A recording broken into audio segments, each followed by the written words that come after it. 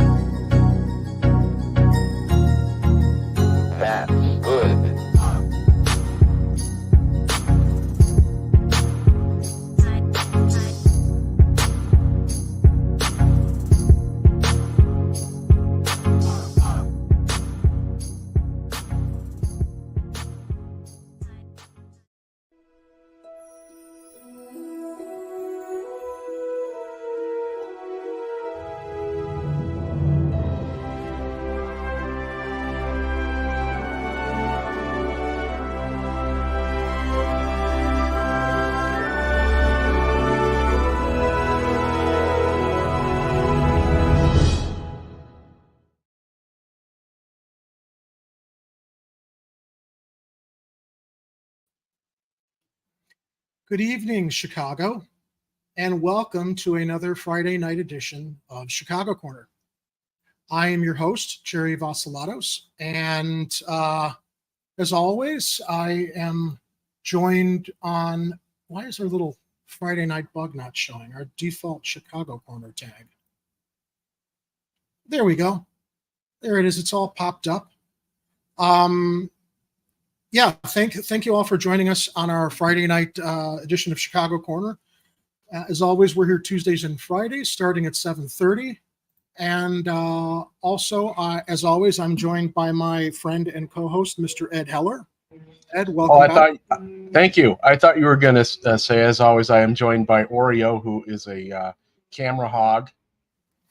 I am. Well, we are always joined by Oreo, our stream cat, who, you know, as every show gets prepped, he's here on the keyboard, trying to take control of the program or get my attention because he wonders who I'm talking to here in this lens. I don't know if he's smart enough to realize I'm talking to you, Ed.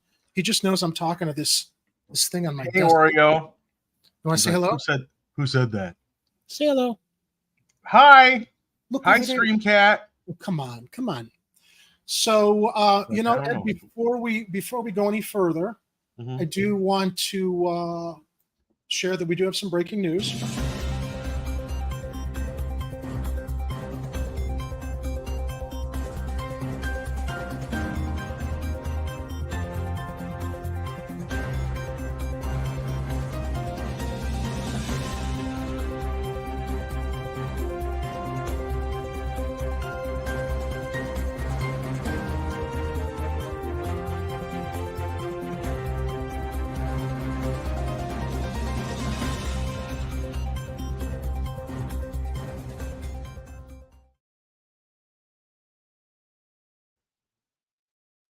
A chance to get all of our little bells and whistles ready. Ed, I sent you a link in the private chat. So this just broke about an hour ago.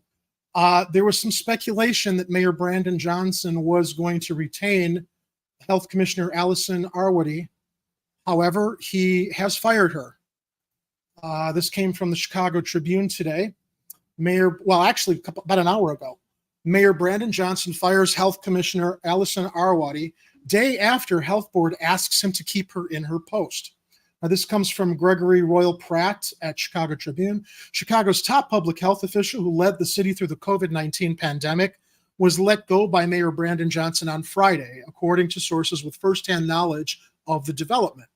Department of Public Health Commissioner Dr. Allison Arwady had said she wanted to stay on under the job in the new mayor's administration, though Johnson had indicated on the campaign trail that he would not retain her if elected. The move came one day after the Chicago Board of Health voted to send a letter to Johnson recommending that Arwady remain in her post. Arwady's termination is part of a larger cabinet shakeup at City Hall that also saw the city's chief of planning and development exit his role. Planning and Development Commissioner Maurice Cox. Do you mind? Please, I'm doing the news. Planning and Development Commissioner Maurice Cox told his staff in an email Friday that he's leaving his job, a high-level leadership change at City Hall that comes as Johnson approaches 100 days in office and appears poised to decide how many of his predecessors Lori Lightfoot's allies to retain. Both Cox and Arwady were appointed by Lightfoot. Arwady became a household name during the pandemic, providing regular updates on case numbers and restrictions, rolling out vaccination efforts, and explaining how people could best protect themselves from infection. But she was criticized in some circles for being too hasty in loosening pandemic restrictions, especially in reopening public schools, and went against activists' demands regarding environmental permitting and mental health services. In addition to her leadership on COVID-19, Arwady pushed to expand mental health services citywide and the Family Connects program, providing in-home nursing visits for newborns, and was a driving force behind an executive order on environmental justice that Lightfoot had issued at the end of her term. Arwady also worked to ensure equitable vaccine access for vulnerable Black and Brown residents when the vaccine became available. Prior to his election, Johnson was a Chicago Teachers Union organizer, and the CTU had serious clashes with Lightfoot and Arwady over the reopening of schools during the pandemic. The union forced several delays in the resumption of in-person classes and twice refused the city's directives to return to classrooms. Large pieces of Johnson's progressive agenda, like reopening the mental health clinics, will run through the public health department. Selecting a successor who can work with federal officials on funding and the city council on implementing new programs will be critical to Johnson's success or failure as a mayor.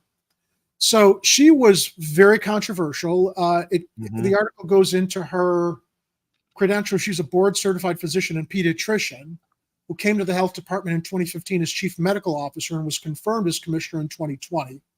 Coincidentally, the same month, the first cases of COVID-19 were detected in the United States.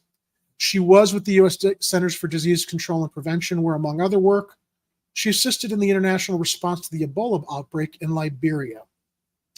She released a statement saying, "It has been the best chapter of my life so far, leading the CDPH team, especially through the COVID pandemic when public health was needed more than ever."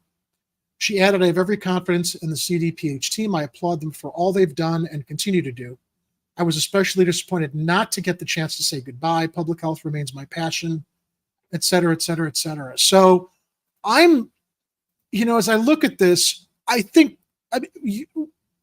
I sense the controversy around her was in how she was pretty much a rubber stamp for what Lightfoot wanted done. But as far as what happened with the schools and teachers having a legitimate concern that those of them that were immunocompromised being forced to open too early, and that not being it seemed a serious consideration by Lightfoot.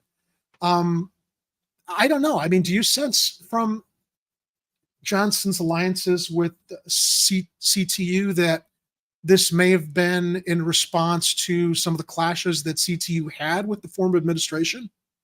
I wouldn't doubt that is part of it. And I don't know enough about where Brandon Johnson stands on how the entire pandemic and lockdowns went down, besides the fact that we knew that he had taken a position on getting rid of Arwady. I have my own opinions on why Arwady needed to go.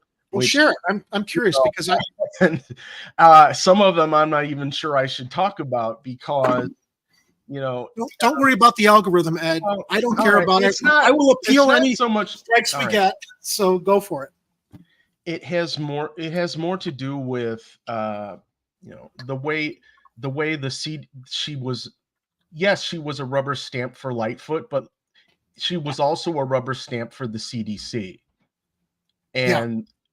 And we were getting a lot of really bad information on what things could and could not do, and how and what kind of people were susceptible to other things, without me getting into super details, because I really don't want to go down this rabbit hole, but we kind of have to talk about it because.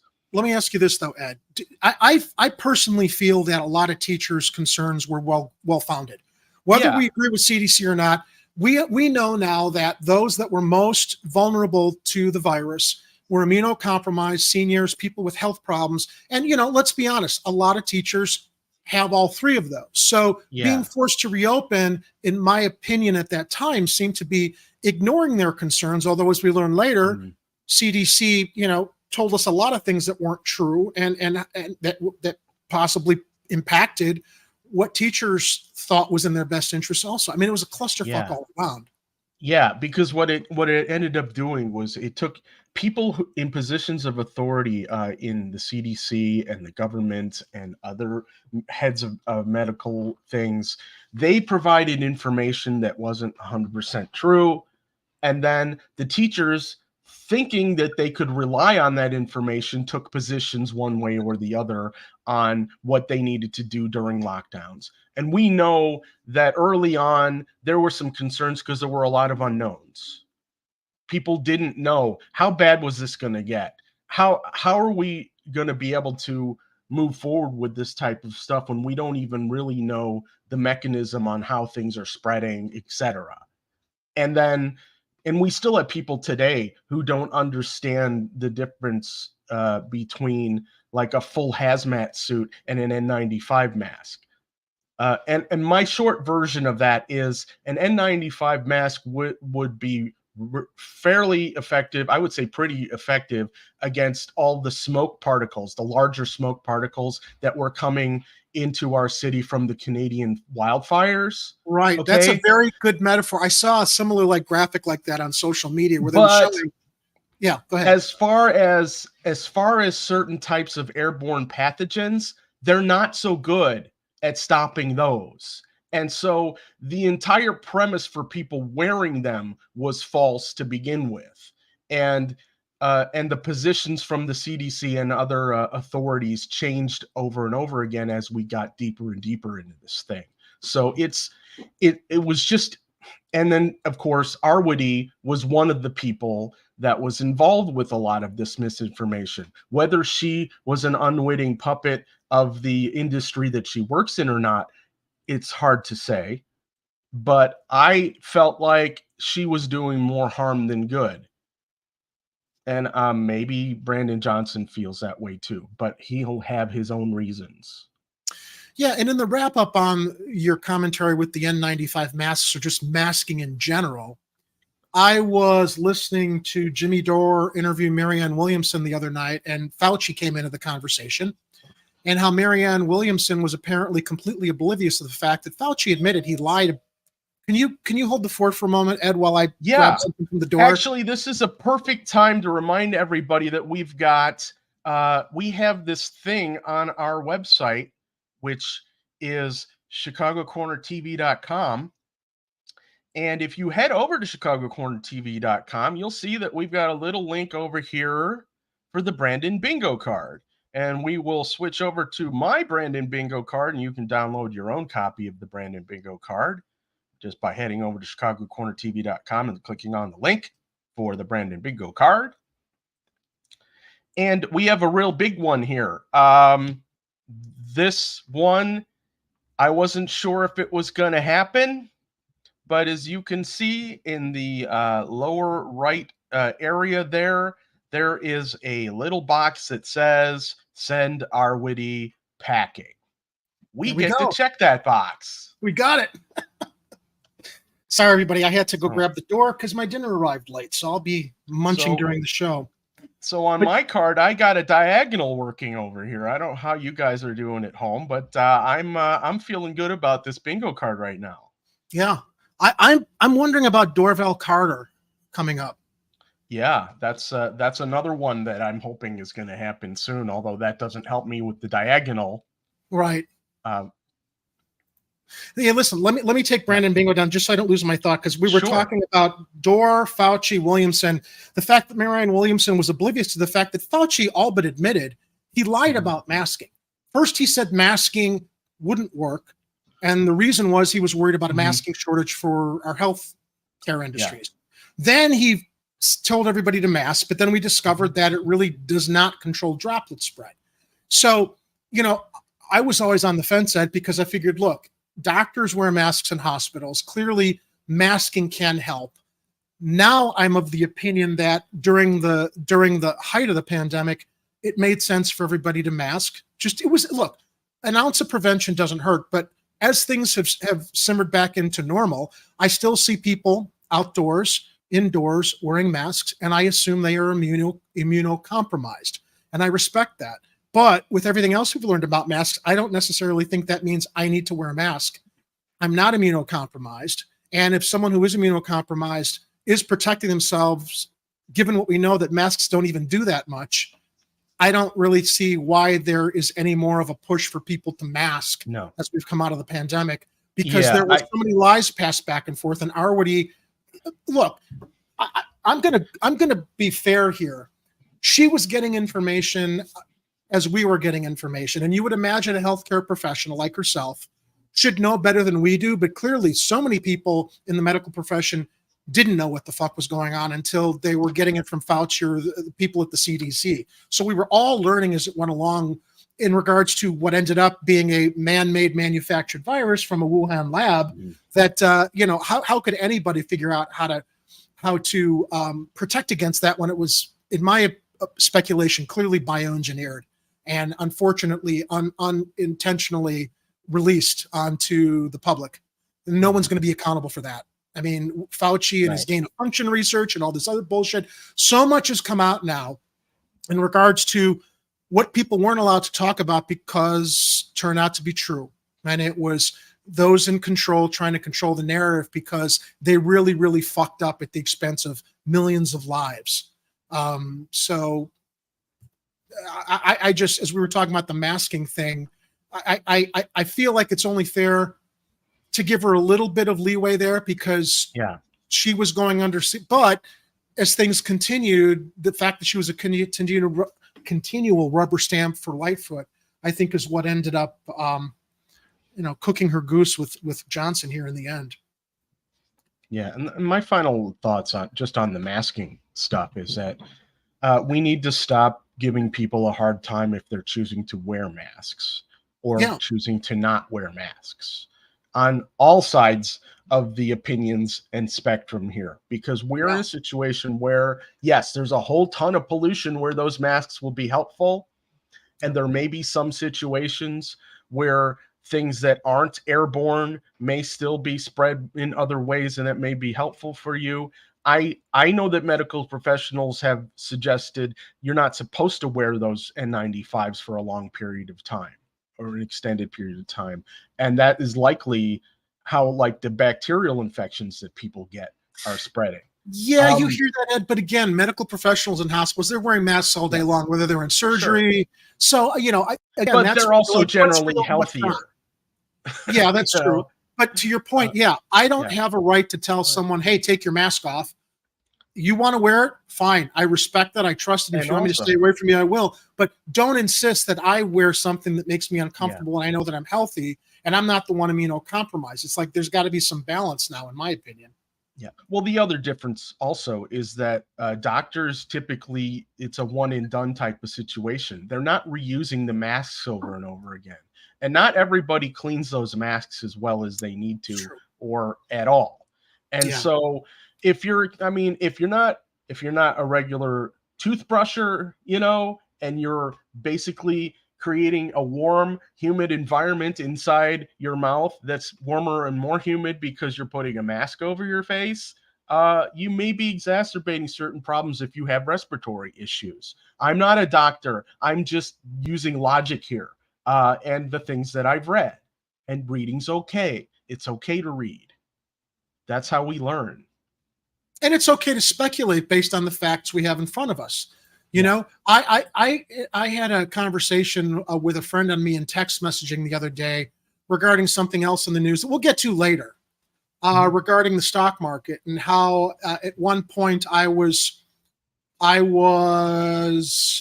supportive of a certain CEO last year based on what I saw. But now I think that CEO has become a snake and basically taken advantage of everybody who saved his company.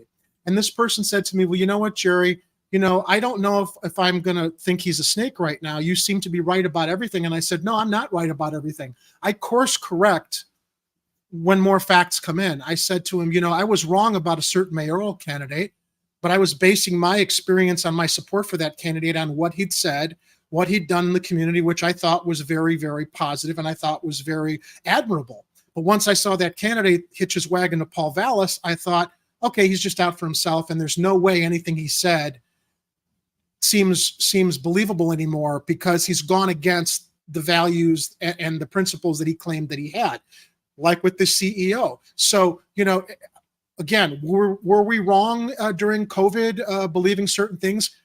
Growth and evolution has to do with weighing the facts and course correcting where you need to, based on what you learn and how someone might do something contrary to what they did or said before in any situation.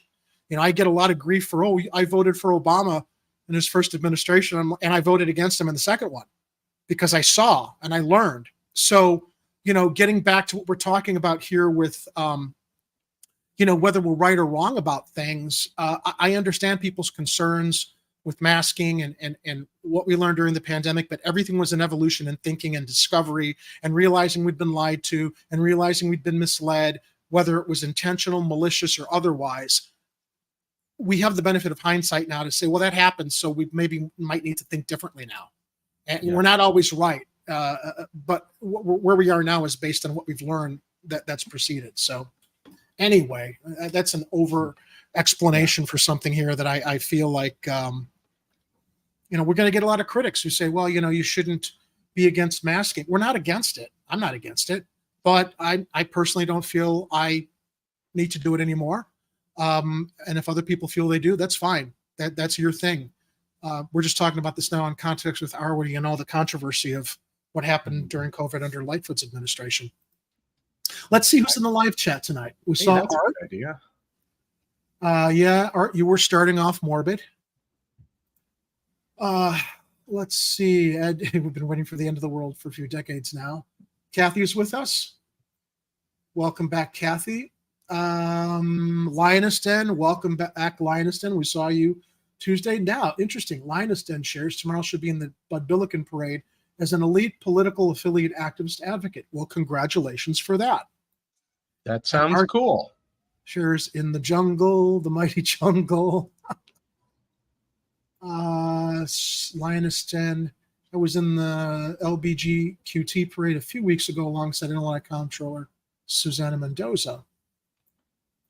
Kathy, in regards to Arwady, the only good thing she did was to deny the general iron permit, and she was awful. So I guess I'm a little bit surprised you say that, Kathy, because well, actually, I guess I'm not. No, not in context with how quickly well, wait a minute now. She was rushing to reopen schools sooner. Oh, well, that's why you thought she was awful. Okay, because you thought she should have waited. I'm curious, Kathy, what you felt about teachers' concerns, though. Yeah, I think you covered that pretty well, though. I mean, you made the perfect point there, is that there's a lot of teachers that fall into that immune compromised thing. Right. Which made sense. Yeah. So I'm just trying to catch up with some of the comments in here. So I'm taking my time, scrolling down. Who else is here? Lioness Den. Art. So I'm not seeing anybody else comment in the chat other than Kathy, Art, and Lioness Den. So we'll probably have some more people jump in soon. But let's move on to our next story, which yes, found... Kathy, you should get a bingo card. Yes. Please go to chicagocornertv.com and get your own. You can bookmark it and come back to it later. Thank you, Linus. That's right. Explain to me why we still have only one 24/7 heating and cooling center. I can't explain it, Kathy. Maybe you need to direct your concern to the mayor's social media feeds. We talked about this last Tuesday, I think. I honestly don't know why Mayor Johnson doesn't have Kathy on speed dial, because she's got all kinds of good ideas. I don't know why he doesn't have us on speed dial. I mean, we have some concerns too. I guess he's busy. This really shocked me because as we've been covering all of the support and financial expenditures going towards helping migrants, since we are a sanctuary city, Block Club Chicago is reporting that the city has spent only 15% of $52 million in federal money dedicated for homeless programs. 2 years. after receiving it Yeah. through the COVID era funding. How can that be? How can it be that you've got 52 million, you've only spent 15%, and then suddenly you've got all the money to help and support migrants, which is great, but again, priorities. I'm fine with you guys prioritizing the migrants, but can we start to prioritize the homeless crisis, the homeless epidemic that we have here in Chicago? But is this completely Mayor Lightfoot's doing, though, Ed? Completely? No.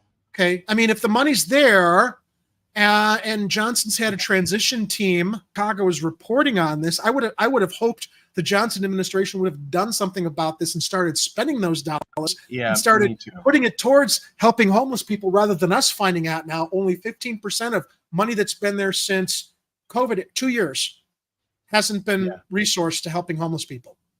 Yeah, it's definitely this first 100-ish days. It's felt like he's been dragging his feet on a number of issues, and maybe he's only trying to focus on certain ones that are currently on his radar, and he knows he wants to follow up with the rest. I read a story, I don't know if it was this one, where it said that he was actually going to start ramping up his homeless assistance plans, but I didn't see details.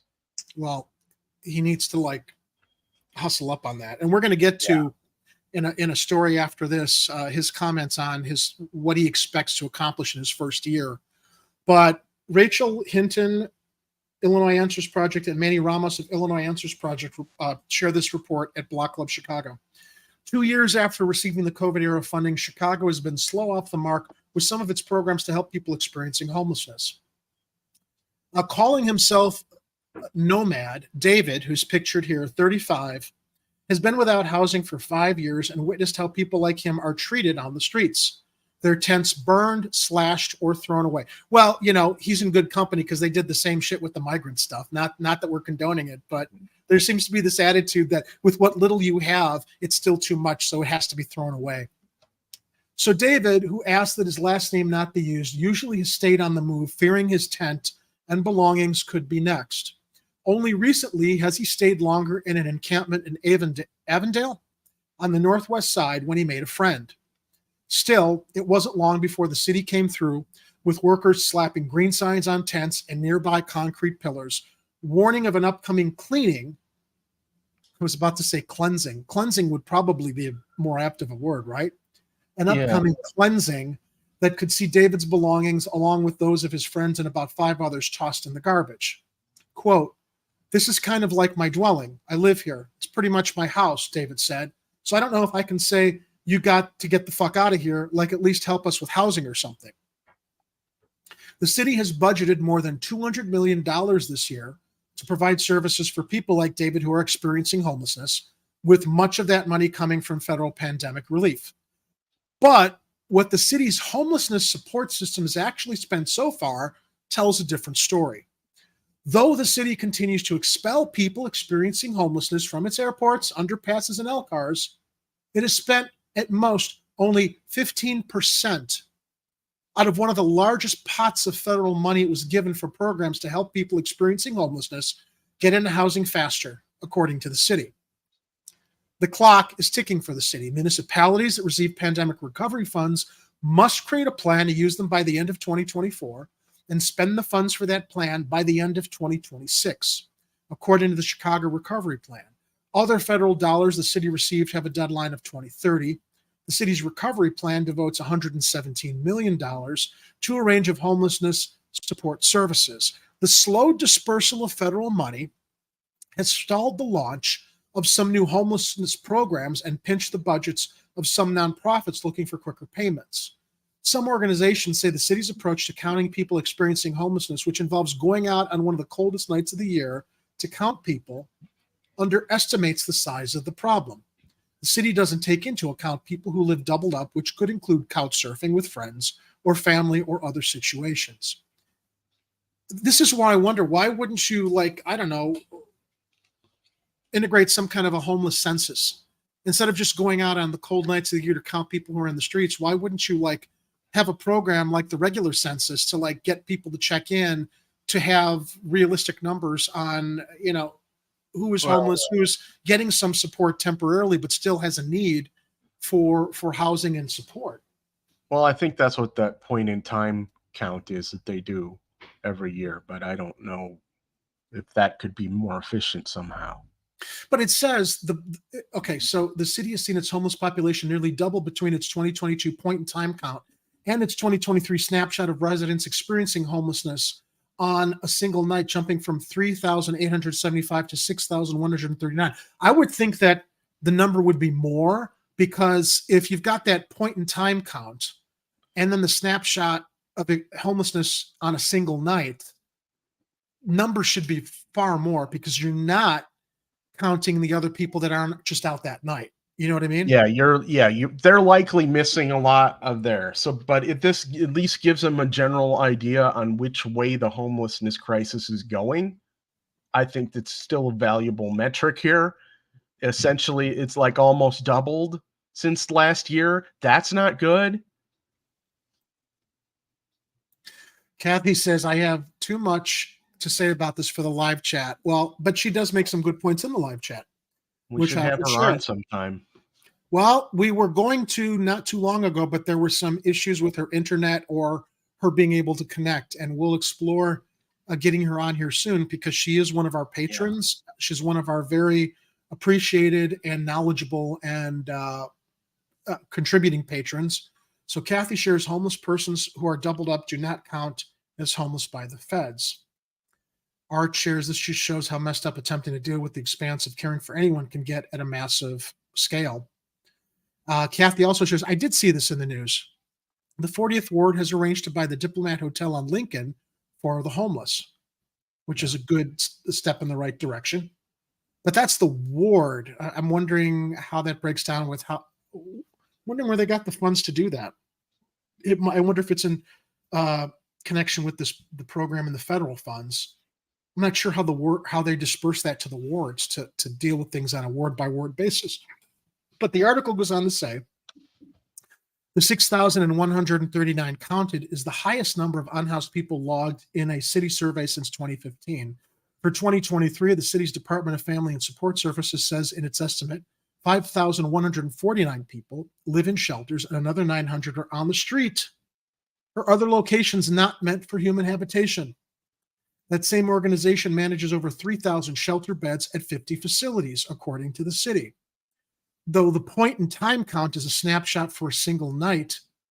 Oh, you know what? So the point in time snapshot, Ed, between 2022 and 2023, those were 2 individual nights. Yeah. So it did double. And it's not counting what Kathy's referencing as far as, and the article too, about people staying with friends, family, or who might not be out on either of those 2 nights. So yeah, clearly the population's got to be far, far greater. Though the point in time count is a snapshot for a single night, organizations and city officials say the number is higher, potentially around 65,000 in 2020. Yeah, that's a lot more than the 6,139 that was counted in the 2023 snapshot. The figure doesn't include Chicago public school students facing homelessness. The district has 16,059 currently enrolled students living in temporary situations. There are another 1,641 youths connected to the school district, like those who have dropped out, who are missing, who have recently graduated, who are in temporary living situations, the CPS spokesman said. As for David, he said he's been on a waiting list for housing for more than a year. But thank goodness that the Chicago Fire soccer team is getting that training facility on land that was reserved for public housing people, right, Ed?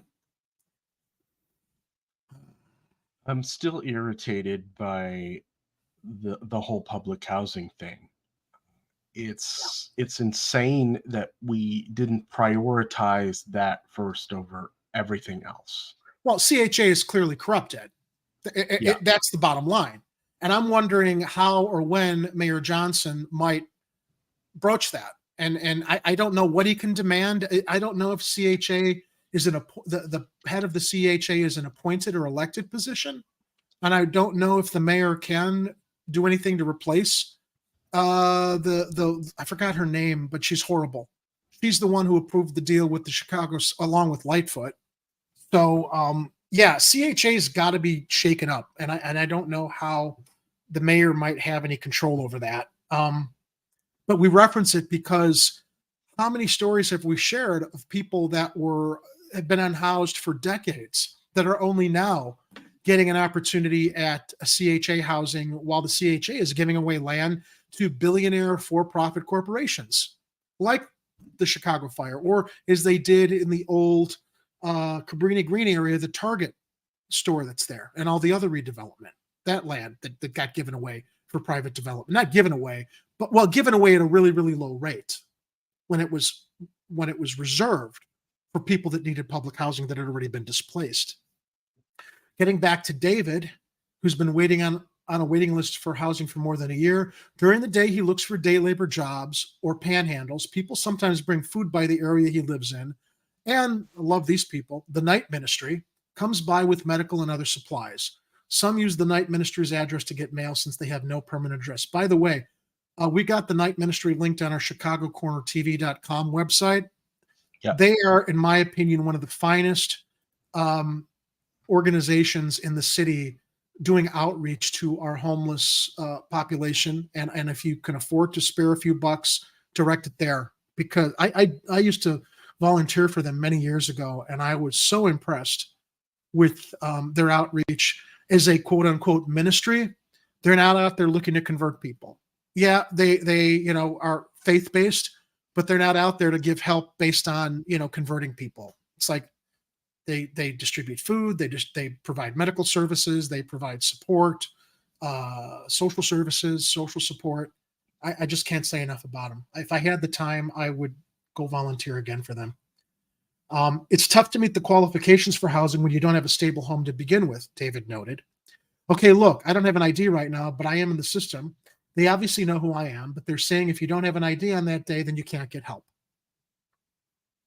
Is that not a system that's gamed against actually providing the support that someone might need who doesn't have an address or can't get an ID because they don't have a permanent address? It's common for unhoused people to lose their ID or other personal documents as they move from place to place, though they can be stolen or thrown out, creating a barrier to long-term housing. The city tries to get those people state IDs. Everybody's like, oh, get a job, David said. You have to have a little something to get started. If you have nothing, no one, no backbone, no support, nothing, it's a bitch.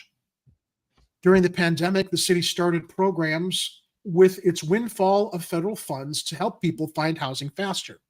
The expedited housing initiative, it expanded a year later to become the rapid rehousing program, while housing organizations initially lauded both moves. Some now question 2 years later whether the city is moving fast enough. So this is a very long article. I'm going to scroll down and get to, where's the details about why it's taking so long? Okay. The city's rapid rehousing program has the largest budget, with more than $27.3 million designated for quickly getting Chicagoans into housing. The city has spent $7.4 million, a little more than 27% of the money for a program expected to run 2.5 years, according to the city's second quarter report just released to the feds. The $12 million stabilization housing pilot program was created to help people with complex mental health or substance abuse problems who cycle through jails, emergency rooms, and the city's shelter system. The city's not released any funding for this program yet. In 2 years, city council members recently voted to approve a $2.9 million purchase of a motel that will be part of the program. I wonder if that's the Lincoln, the Diplomat Hotel that Kathy mentioned earlier in Lincoln. It probably is. The $8.2 million retry workforce development program looks to help those facing employment barriers, focusing on people returning from incarceration, people with limited English skills, and those experiencing homelessness. City officials initially told the feds they've spent out of $8.2 million, Ed. City officials initially told the feds they've spent $543,315, or about 7% of the money. But in response to questions from Illinois Answers, they said that number was an error and put that spending figure at, less, $157,626, or about 2% as of August 1st. No one's doing their job. No one's doing their jobs. What are they waiting for? The rapid rehousing services of gender-based violence survivors, which includes domestic violence survivors, aims to find homes for those people. The program was budgeted to cost more than $4.6 million over 2.5 years, but it had spent $396,377, according to the city's most recent federal report. Now, let's also frame this. This was under Lightfoot's tenure, okay? We're almost 100 days into Johnson's term, which will come up, I think, in another week. So, all of this money that's been allotted to help homelessness, he's had a lot to clean up. I can't imagine that this shit isn't on his radar to start prioritizing. The money's there. They're not spending it. And you know what? He could buy himself a lot of public goodwill in regards to how much money is being spent to support migrants by fast-tracking this to help our homeless population, I think. It's a lot of goodwill when the money's there. That's just been sitting there while people like David are waiting and with, it seems, no hope for anything in their situations changing. So at least soon. Officials said that figure of $396,377 reflects spending through the end of the second quarter. But as of August 1st, the city says it has spent a bit more, $440,691. That's still not enough. They've been sitting on this for 2 years. The city also created a nearly $5 million program to help formerly incarcerated people at risk. I hear some tapping on the keyboard. Ed's doing some research for us. I'm sorry, what did you want me to look up? No, I don't want you to look up anything. I heard your keyboard, so I'm like, leave it to Ed, who's really good at grabbing facts. I was assuming you were looking. I was looking up something, but it was something I had posted earlier today, and this is a hashtag I think everyone needs to start using. And why I think you should use this is because it says help the homeless too. It doesn't mean help the homeless instead. It means help the homeless also. It's inclusive. It means don't forget them because they need help too. Because we've been focused on the migrants. Well, but it's interesting too is Michelle Lee, and this is a story later in the show, alderwoman of Chinatown. She's opened up her ward office to take donations to help migrants. I think that's great. Yeah. But again, it's like, where is all the fucking federal funding the city's been given for the migrants and for the homeless people? Someone's asleep at the wheel, dispersing these funds to help solve the problem. Because again, I think if Johnson focuses on this, Ed, it will. I can't imagine how it wouldn't buy him some goodwill with the public and saying, okay, well, we are prioritizing the needs of all the vulnerable, not just the migrants. I want to talk to somebody in his administration, ask them some questions like, who's currently managing the books for the Johnson administration? Are they aware of all the things that they have a budget to do? Or did Lightfoot just give them a gigantic pile of papers on her way out and say, here, it's your problem now? And then maybe that, it's one of, and along with that, he's doing his transition with people who had been sticking around from the previous administration that are supposed to be helping him transition. How many of them are actually giving him the information he needs in order to get going fast on some of these things? Yeah. Very and true. I think it would be fine for him to say, look, we had this on our radar, but we weren't 100% aware of the things that we were able to and not able to do with the funds that were available from the federal government. And if he just comes out and tells us that. You know who we got to hit up, Ed? We got to hit up Kira, because I think she may have had a connection to someone who has a connection with the Johnson administration. We've wanted to get him on the show since the election. We almost had him on prior to the election. Yeah. But as homelessness has been a big hot button topic on our program forever, I'm going to, next meeting we have with Kira, especially in regard to this article and this story we're covering tonight, if there's one thing I'd like to get him on to talk about, it'd be this.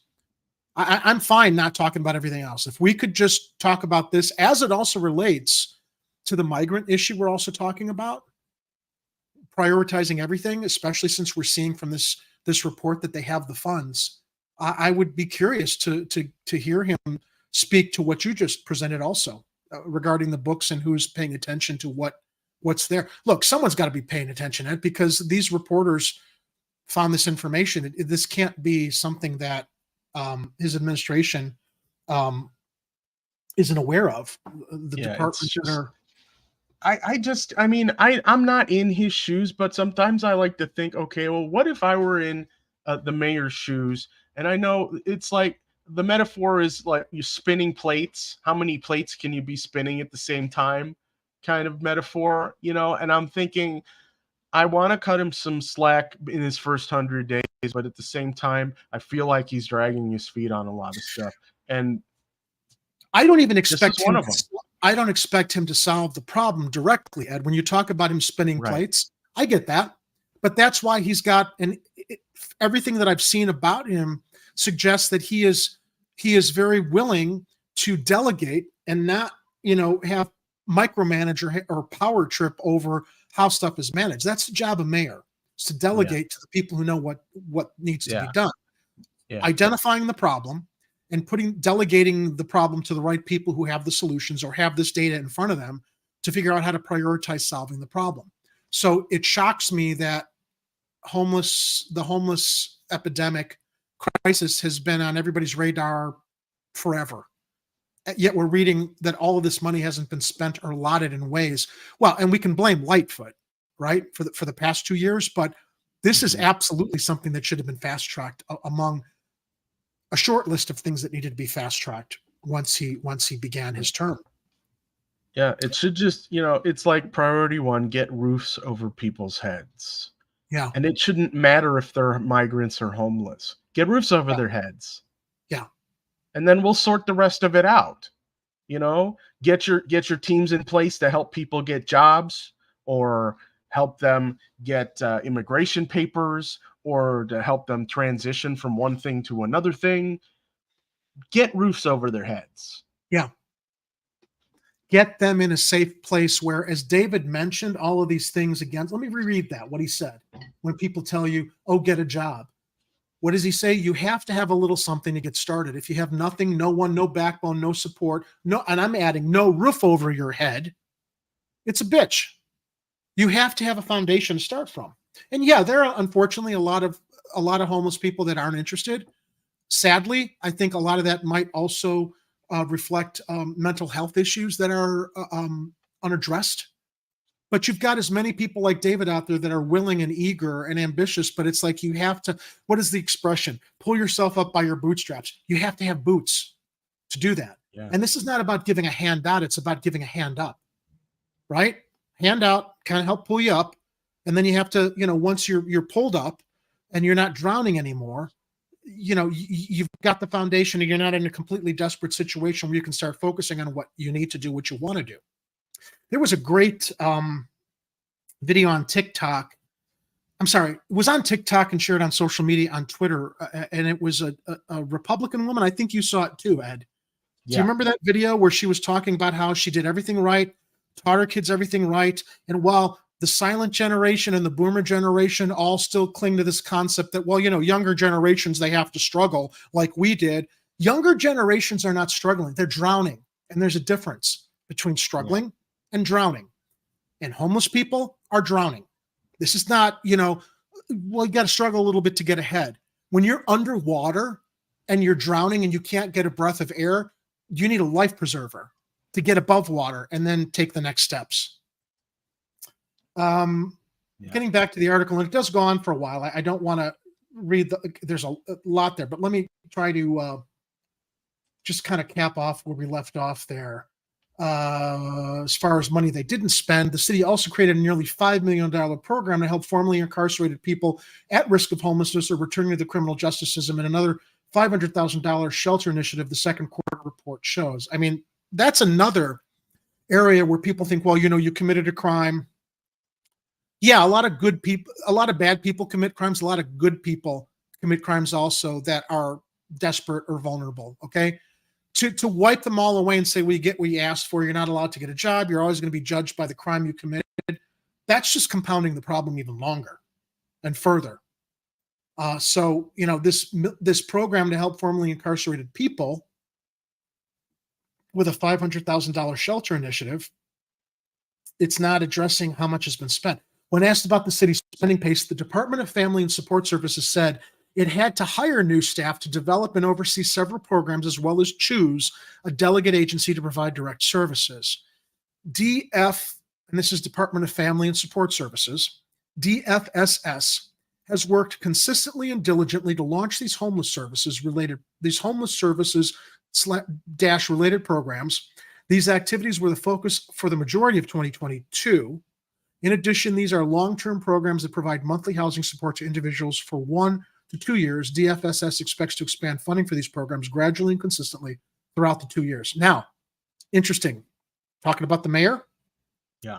The mayor's office declined to make Mayor Brandon Johnson available for an interview with Illinois Answers or answer specific questions about the pace of the spending, but instead offered this general statement. Overall, here's our answer, I guess. You want to scroll down to Johnson? There's a photo of him. Quote, overall, we have a comprehensive strategy to house all Chicagoans, from those who are unhoused to those who are looking to buy homes, and look forward to working with business community partners and all stakeholders to address our city's housing crisis, a spokesperson for Johnson said. That doesn't go into specifics. No, it doesn't. That's, you want to buy some goodwill, go into some specifics, maybe make yourself available. Maybe prioritize speaking to Illinois Answers as opposed to introducing Lollapalooza. Or am I being unkind? No, look, it's priorities, really. And he needs to start shifting his priorities to the things that aren't managing, all of the, I guess, tourism revenue streams that his predecessor set up for him to have to deal with. And so, yeah, I imagine he's, like I said, I mean, I don't want to be the Brandon Johnson apologist for this channel. Neither of us want to. We're very supportive of him, but it's like we have to be honest and real when, he's not available for comment. Well, why not? This is a really, really pressing important. He needs to be, exactly. Because you know what? It will help put his detractors on the ropes who are complaining about, this is a lawless city. He wants it to be lawless. He wants to condone criminal activities. No, he doesn't. And stepping forward, and especially in this case, as it also relates to all of the controversy regarding how we're helping migrants or prioritizing this, I think would buy him a little bit more political capital for, proving that they're wrong. But I mean, I don't imagine this isn't on his radar, Ed, and he's not concerned about it. But what we're seeing is it's not a good public, it's not a good public look, I think. So the article continues real quickly. Nicole Behena, Vice President of Community Partnerships for All Chicago, said the pace of money going out the door could be partly attributed to Chicago being flooded with more cash. Okay, so why is it going slow out the door? After already receiving millions of dollars in other pandemic aid, city officials also met with partner agencies on how to spend the money, which slowed down the release of money. And they also attribute this to a staffing shortage. The homelessness support system in Chicago is facing a severe staffing shortage. This triggered some agencies to pull out a city program, specifically the one for gender-based violence survivors. Some of these people need jobs too. I'm just saying. Could you just imagine people who are homeless that might actually have a skill or talent for this line of work? Why don't you tap into the community that's going to benefit from it, that can also help each other? Wouldn't that be amazing? Because wouldn't a person who was homeless but has the skills to help homeless people would be extra motivated to help other homeless people? Yeah. Previous grant potentially. I mean, I can't speak for every homeless person out there, but if I was homeless and I got help from a city department that was assisting homeless people who also needed to hire more people, and I had specific skills that would work toward helping that department, and I got hired and a roof over my head, I'd be extra motivated, is all I'm saying. Kathy makes a good point. We're going to get into this too, because the article actually talks about the fifth floor. Lori Lightfoot had no plan at all. Johnson has to start from scratch. Speaking of the fifth floor, historically, the city's attention on helping people experiencing homelessness has been left to whoever is sitting on the fifth floor. Julie Dworkin, director of policy for the Illinois Coalition for the Homeless, said helping people who are unhoused has been a fairly low priority for mayoral administrations, and there has never been a lot of investment to address the problem, particularly to identify funding sources. But they've got the funding sources. They've been sitting on it for 2 years. The approach has varied from mayor to mayor, with Lori Lightfoot dedicating more money than her predecessors, Rahm Emanuel or Richard M. Daley, thanks to a substantial boost from pandemic aid. Both the Daley and Emanuel administrations tried to address homelessness, crafting their own plans. Daley unveiled a plan in 2003 designed to end homelessness in Chicago by 2013, an effort that entailed closing shelters and using that money instead to support moving unhoused people into apartments and other more permanent housing, but the city couldn't meet the demand. Still, it moved forward with its plan and drastically reduced the number of shelter beds. Of course, they reduced the number of shelter beds and didn't put them short-sighted. In 2002, there were nearly 6,000 city-sponsored shelter beds, and by 2007, the number of shelter beds shrunk to just over 3,500. The goal was to have about 300 beds by 2012. There are about 3,000 shelter beds in Chicago today. Emanuel tried to build on the program with his Plan 2.0, which focused more on the city's response system and providing more support for youth experiencing homelessness. Lightfoot's efforts would seem more ambitious thanks to unprecedented funding from the feds during the pandemic, but the same problems persist. We continue to be very concerned about the number of people who are living on the street, Dworkin said. The numbers are growing, and I think that's in part due to a lack of shelter beds. The way to address this is permanent, affordable housing. You know what strikes me, Ed, is during the 2 years that they've had all this money to put towards the problem, they wasted no time in making sure we could bring NASCAR to Chicago. How quickly did that go through? That deal was in a year. That was rubber stamped. Rubber stamped in a year. Sitting on all this money to help the homeless people, and we're still talking about it. The fact that the funds have not been allocated to help people, or not enough has been allocated to help people. It wasn't until COVID that organizations really saw enough funding to provide ambitious enough programs that could substantially help people getting housed. Anyway, there's how more. Hard is it to do this? You got a vacant house, freaking buy it, put a person in it. Well, look, as Kathy shared, they bought the Diplomat Hotel over on Lincoln. That's a start. They need to be buying more old shutdown hotels and spending this money on those buildings to faster track solving this problem. We would have loved to have seen them disperse that money earlier last year in the last 6 months. It would have helped tremendously, Morris said. Would have been nice to see that money, if not for operational things. It could have helped in a lot of other areas. Renovations, expansions, providing better facilities, and dealing with sustained maintenance to keep facilities going and viable for clients. This is Hebron Morris from the Olive Branch Mission. Morris said he and others had a great expectation of money coming from the city to help with the homeless population, but it hasn't been sent out in the way we thought.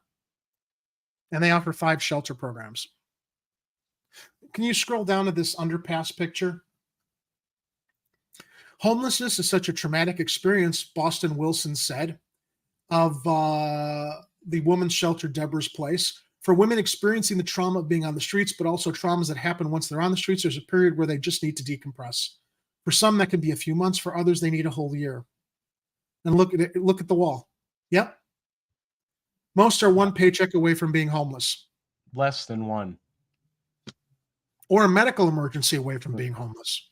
Yeah. Oh, by the way, speaking of medical emergencies, this is kind of going into the weeds, but as we're talking about, what could make you homeless, do you know what my 3-night stay in the hospital costs for my bulging disc, in which I spent 3 nights in a hospital on bed rest, a lot of pain meds. They did an MRI and they released me. What, $20? $23,000. Oh my God. Lucky I'm on Medicare. Lucky I'm on Medicare. Medicare's already taken care of $21,000, but I owe $2,300. which I can't afford right now. I'm going to have to go on a payment plan. Well, But we know how. Yeah. 3 nights in the hospital. 20. If I didn't have Medicare, done. I'm out there with these people if they decide to liquidate what I do have to pay a medical bill. Yeah, we know how the whole thing is a racket. The hospital industry, the healthcare industry, the insurance industry, they're all basically trying to make sure that they get paid. And so the hospitals will overcharge for things so that the insurance company will give them the correct amount, because the insurance companies try to underpay when people take claims on their health insurance, even when they actually reluctantly actually pay, because a lot of times they don't even want to pay for your health insurance, which, by the way, most people's health insurance, you're paying a monthly deductible. You're paying a monthly premium. And then to use your health insurance, you have to pay a deductible most of the time. Potentially deny you. And then even once you've reached your deductible, which is basically more money out of your pocket for your own health bills, then they only pay a percentage of the bill. So you're still on the hook for more. It's a gigantic racket. The thing about Medicare, Ed, is thankfully the great thing about Medicare is they can negotiate a fair price with the hospitals. Actually, not only a fair price, but a price that brings the hospital and the healthcare professionals a profit. Okay, regular insurance companies, if you're not on Medicare, they don't want to take on the risk or the expense of what you paid your premiums for and your deductibles for, which ultimately cost more money because you don't have the power of the government and Medicare negotiating an actual legitimate price. So. All right, I'm going to move into our next story because I think we've made the point. Mayor Johnson, get your shit together, get it in gear, start to prioritize this. It's not a good look that all this money is there, regardless of the fact that it's only your first 100 days. This should be a priority. And speaking of Mayor Johnson, interesting article from the Chicago Sun-Times regarding his campaign promises. And we've talked about this too, right? Again, giving him some leeway. He's not going to solve all the problems that we're facing within his first 100 days, let alone a year, especially when we've been talking about the root causes of crime. That's like generational. Okay, that's undoing decades of neglect and abandonment as far as how do you start addressing the problems of neighborhoods and communities where you've got youths who don't have opportunities or unfortunately might be living in families where they're not taught better because their parents weren't taught better anywhere. So he stated, as reported by the Chicago Sun-Times, keeping campaign promises will take time, top Johnson aide says. Nothing can be done in a single year. The pace of progress will depend on the amount of new revenue Mayor Brandon Johnson can get and when he can get it, Chicago COO John Roberson said. Mayor Brandon Johnson is not anti-business and remains committed to talking to business leaders about what his priorities are and the best way to fund them, a top mayoral aide said Wednesday. I got to open up my archive tab because sometimes it's behind a paywall, as usual. I started reading the article and I can't get any further without. Do you have the archive? Where did you leave? Where did you leave off? Well, you can continue reading. Yeah, the second paragraph. You pick it up. Under nothing can be done in a single year. Yep. So, nothing can be done in a single year, Roberson told the Sun-Times. It is going to require a strategic approach in terms of what things we can get done at what pace, at what time, given the resources that we have. The new mayor's first budget will make a down payment on his priorities to combat homelessness, reopen shuttered mental health clinics, and free Chicago police officers to focus on violent crime by creating a citywide non-police response to mental health emergencies, Roberson said. I'm pausing there because that's covering a lot of ground in that paragraph right there. Well, in a little bit of a little bit of what's the word conflict with the other story we just reported on. Yeah. Contradiction, Yeah, and a little contradiction with that as far as prioritizing and when things are moving forward.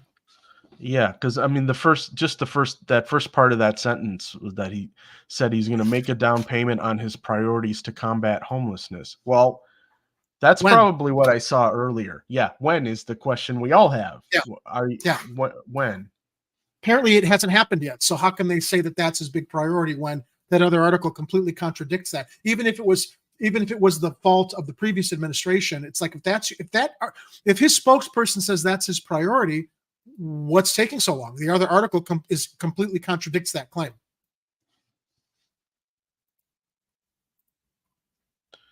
So You can continue reading. I'm still having a Okay. problem getting it open. Okay. Contrary to some of the narratives out there, the mayor is not anti-business, and so our intent to continue to have an open dialogue with the business community and many other stakeholders about what his priorities are and what is the best way to fund those priorities, Roberson said. Business leaders oppose reinstating the $4 a month per employee head tax. They are adamantly against raising the hotel and jet fuel tax, imposing a tax on financial transactions, and another Johnson proposal is prohibited by state law. Oh, sorry. The imposing tax on financial transactions is the proposal that's prohibited by state law. So, in other words, Governor Pritzker's got to deal with that one. A long-standing proposal to more than triple the real estate transfer tax on high-end home sales to create a dedicated funding source to combat homelessness appears to be the path of least resistance. It's no longer a question of if, but when the transfer tax will be raised if voters approve it through a binding referendum. The question is how the referendum will be worded and what form the tax will take. Will only that part of the sale over $1 million be taxed, or the entire purchase price? Or will there be a higher trigger or cap on the total tax that can be applied to an individual sale? Quote, I can't tell you what, if any, changes are going to be made. I can only tell you that we are committed to making sure that this is a collaborative process where everyone will have an opportunity to sit at the table and provide their input, Roberson said. We are committed to getting a yes because he believes that it is absolutely important that we have that dedicated funding stream to help deal with our unhoused population. Again, with mentioning the homelessness. Yeah.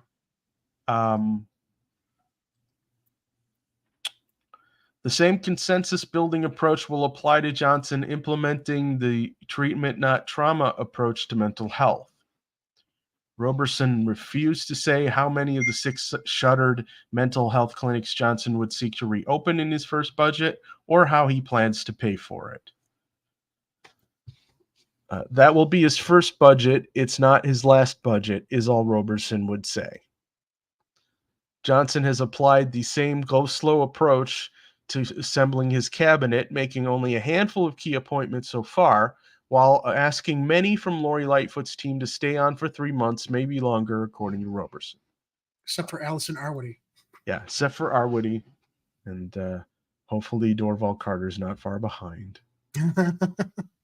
I'm sorry I'm so quiet during this. I'm trying to get my archive news page up so that I can read some of these stories without paywalls. Are you able to load it? Do you need me to try to get the link for you? No, I got it. You know what it was? I needed to turn off the little snitch. Remember we were talking about that? Oh, that son of a gun. So I just turned that off, and now suddenly the page is loading, so I shouldn't have any more problems. Welcome, here's Penguin Gaming. So here's my point to Ed's sharing of that article. Johnson's got to stop having spokespeople speaking for him and get out in front of it. It's not a good look. It's not a good look that he's not getting in front of this stuff, because you know what it means to me, Ed? Perhaps he might get asked tougher questions that he's unprepared to answer or he's unable to answer. Yeah. That's the concern there. Yeah, he needs to have I mean, even though it's good that he's delegating certain things and certain responsibilities, he still needs to have his finger on the pulse of all of those things. And they need to be reporting to him on a regular basis to tell him what's going on and to tell him what the situations are and what the concerns are, so that when he does go and talk to the press, he can speak intelligently and informed on the situation. I don't want to see him fall flat on his feet when he goes into a presser and he's not aware of something that someone who's under his wing is doing stuff for his administration and he doesn't know what's going on. Right. And I don't think he can keep getting away with the just generalizing on what he's planning to do without giving the details, because it makes it seem like he's stalling. Yeah. Yep. I'm pulling. That's just my perception. It's pizza. It's always Pizza Friday, so I'm catching up on my dinner. Yeah, I already had 2 slices. Otherwise, I'd go back for a third. But deep dish, it's a gamble if you're not used to eating like deep dish pizza on whether you want to go past that first slice. And veterans of eating deep dish in Chicago know that 2 is usually the sweet spot. The third slice, it's too much. You know what I do? Every time I go over to Chicago's Pizza to grab it by the slice, maybe once or twice a week, I'll get thin sausage because it's by the slice and thin stuffed spinach. But then I always think, oh, I'm just going to grab a stuffed sausage too, because I'm really, really hungry. My eyes are bigger than my stomach, and I could have stopped it too. So generally, I'll put the third one in the fridge for the next night. Yeah. Yeah, I actually made one tonight. I made dough last night. I usually like to do the 2-day, but I did the 24-hour dough, which is perfectly fine. I mean, that'll give you some pretty decent pizza dough. 24 hours in the fridge. Art shares says, yeah, Chicago was once a city bigoted and hard, ruled by Mayor DeBoss Daley. And now it's so corrupt, we have several warlords attempting to rule it. Mayor Johnson is just one warlord, not the boss. Uh-oh, you're getting the pizza casserole accusation, Ed, by Fred. Oh, casserole. You know, technically, anything cooked in a vessel with walls on it can be considered a casserole. So deep dish technically is a casserole, as are basically any pan pizza can be considered a casserole. That's why all the haters now just call it lasagna. What, deep dish pizza? They call it lasagna? Yeah, because they've moved on from casserole. They're calling it lasagna now. Although I think Uncle Warren from Extra Bulla calls it like a deep dish hot tub or something. A tomato hot tub. He says it better than I say it. But yeah. Okay. How does one slice casserole? Fred Edwards asks very carefully. All right. Got some food in my stomach. Let's move on to the next story. Okay. Now, this is an interesting one because it seems to be the focus of all of those on social media that like to peddle the fear porn regarding how Chicago was turned into gangster city again. When, as I go to Block Club Chicago, I'm struggling to find something of note to report on. I mean, there have been a couple unfortunate incidents, and we're going to cover 2 of those later in the show. But generally, all I'm seeing on Block Club Chicago, neighborhood festivals. This grocery store is helping the community. There's a lot of good stuff going on. But this is the one thing that unfortunately feeds chum to those that, claim all Mayor Johnson was about was condoning criminal behavior, dog whistle for people of color causing problems in the city, as far as I'm concerned. So this comes from WBEZ. And, I've wondered this too. And we've speculated on how do these quote unquote teen takeovers get organized and happen? Because they do seem to be coordinated. We see them all show up at once. It's like there's got to be something going on for everybody to show up in one spot. So WBEZ reports on this. This is by Adriana Cardana Magugad. Can I pronounce that for you? Please do. Adriana Cardona Magigad is how Thank she you. says it on the radio, although her voice is quite a bit higher than mine. All right. It's summertime in Chicago. And once again, large teen gatherings are making headlines. It got one curious city listener wondering who's behind the social media push for these so-called teen takeovers. These meetups have been happening for years. This is not a unique situation now, just in the past couple of years. They've been and I remember they happened during Rahm Emanuel's administration. I don't know about during Daley's. I don't remember any, and they are especially popular among Black teens. The gatherings are known as trends, a word that often appears on flyers, usually signaling a large meetup at a public place like Grant Park or North Avenue Beach. But in some instances, these large gatherings have gotten out of control. Now, let's repeat that. They are organized as trends, which don't have a violent intent. But unfortunately, in some instances, they get out of control. Do you hear that, Chicago authoritarian? I mean, contrarian? On Twitter, who I would encourage everybody to follow just to troll because he's such a miserable Chicagoan. Not troll. Share some facts and truth with him. Basically, discredit him with the facts. Recently, an 18-year-old woman was run over with a car and a couple was assaulted in the Loop. Last year, 16-year-old Shondell Holiday was shot and killed during a gathering in Millennium Park. Curious City spoke with teens and youth advocates to understand who is behind these flyers, why these meetups are happening, and what the city's response should be. Can you scroll down? You can see how some of these gatherings are promoted. Flyers, social media flyers. Oh, those are okay. Sorry, I thought those were ads. Those aren't ads. No, those are what we're talking about. Yeah, Lil Troop, a 20-year-old who works for Champs, a youth mentoring program, said he understands why kids organize and attend these gatherings. He asked to only use his artist name to protect his privacy. He hosted a house party for his 17th birthday. Between 50 and 100 young people showed up. He said there weren't any fights during the event, and he told people to leave the BS at home. Lil Troop described his teen self as angry with little support or structure. With a lack of guidance, he often went to trends, as they're called, trends meetups, hoping to find positive connections. He said other teens might be experiencing similar struggles. Now, once again, let's backtrack. The intent is not to go out and cause trouble. In some instances, it happens. In the eyes of many people on social media, any gathering is, I guess, meant to be an excuse to crack heads and throw kids in jail. In the instances where it unfortunately does get out of control. But having some understanding behind what perpetrates these or basically what precipitates these, I think it gives a broader understanding to, how to maybe prevent them from going out of control, given the concerns of the kids who are getting together, as Little Troop just described.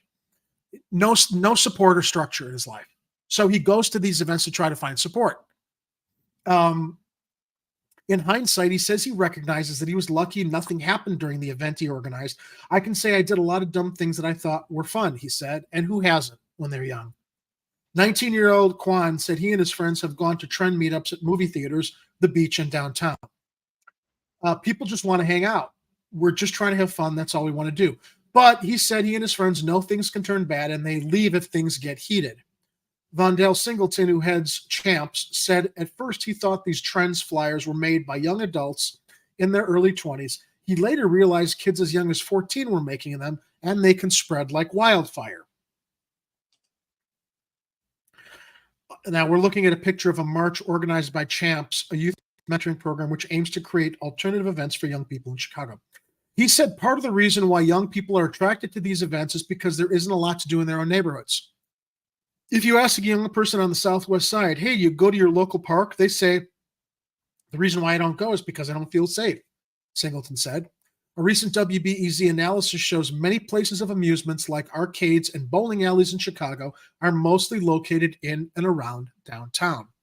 After Shondell Holiday was fatally shot last year, the city expanded its citywide curfew hours and increased police presence downtown. But some have questioned how effective the city's measures have been and who they protect.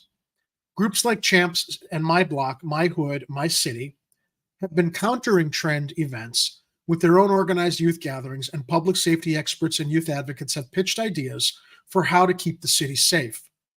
Mayor Brandon Johnson's administration is trying to expand summer job opportunities for young people. He said he's committed to centering youth voices when it comes to policies and decision-making. Youth advocate Asada Lewis with Good Kids Mad City said she's eager to see that happen. She said there's been a lot of effort put into stopping younger people from gathering, and it might be time to try something new.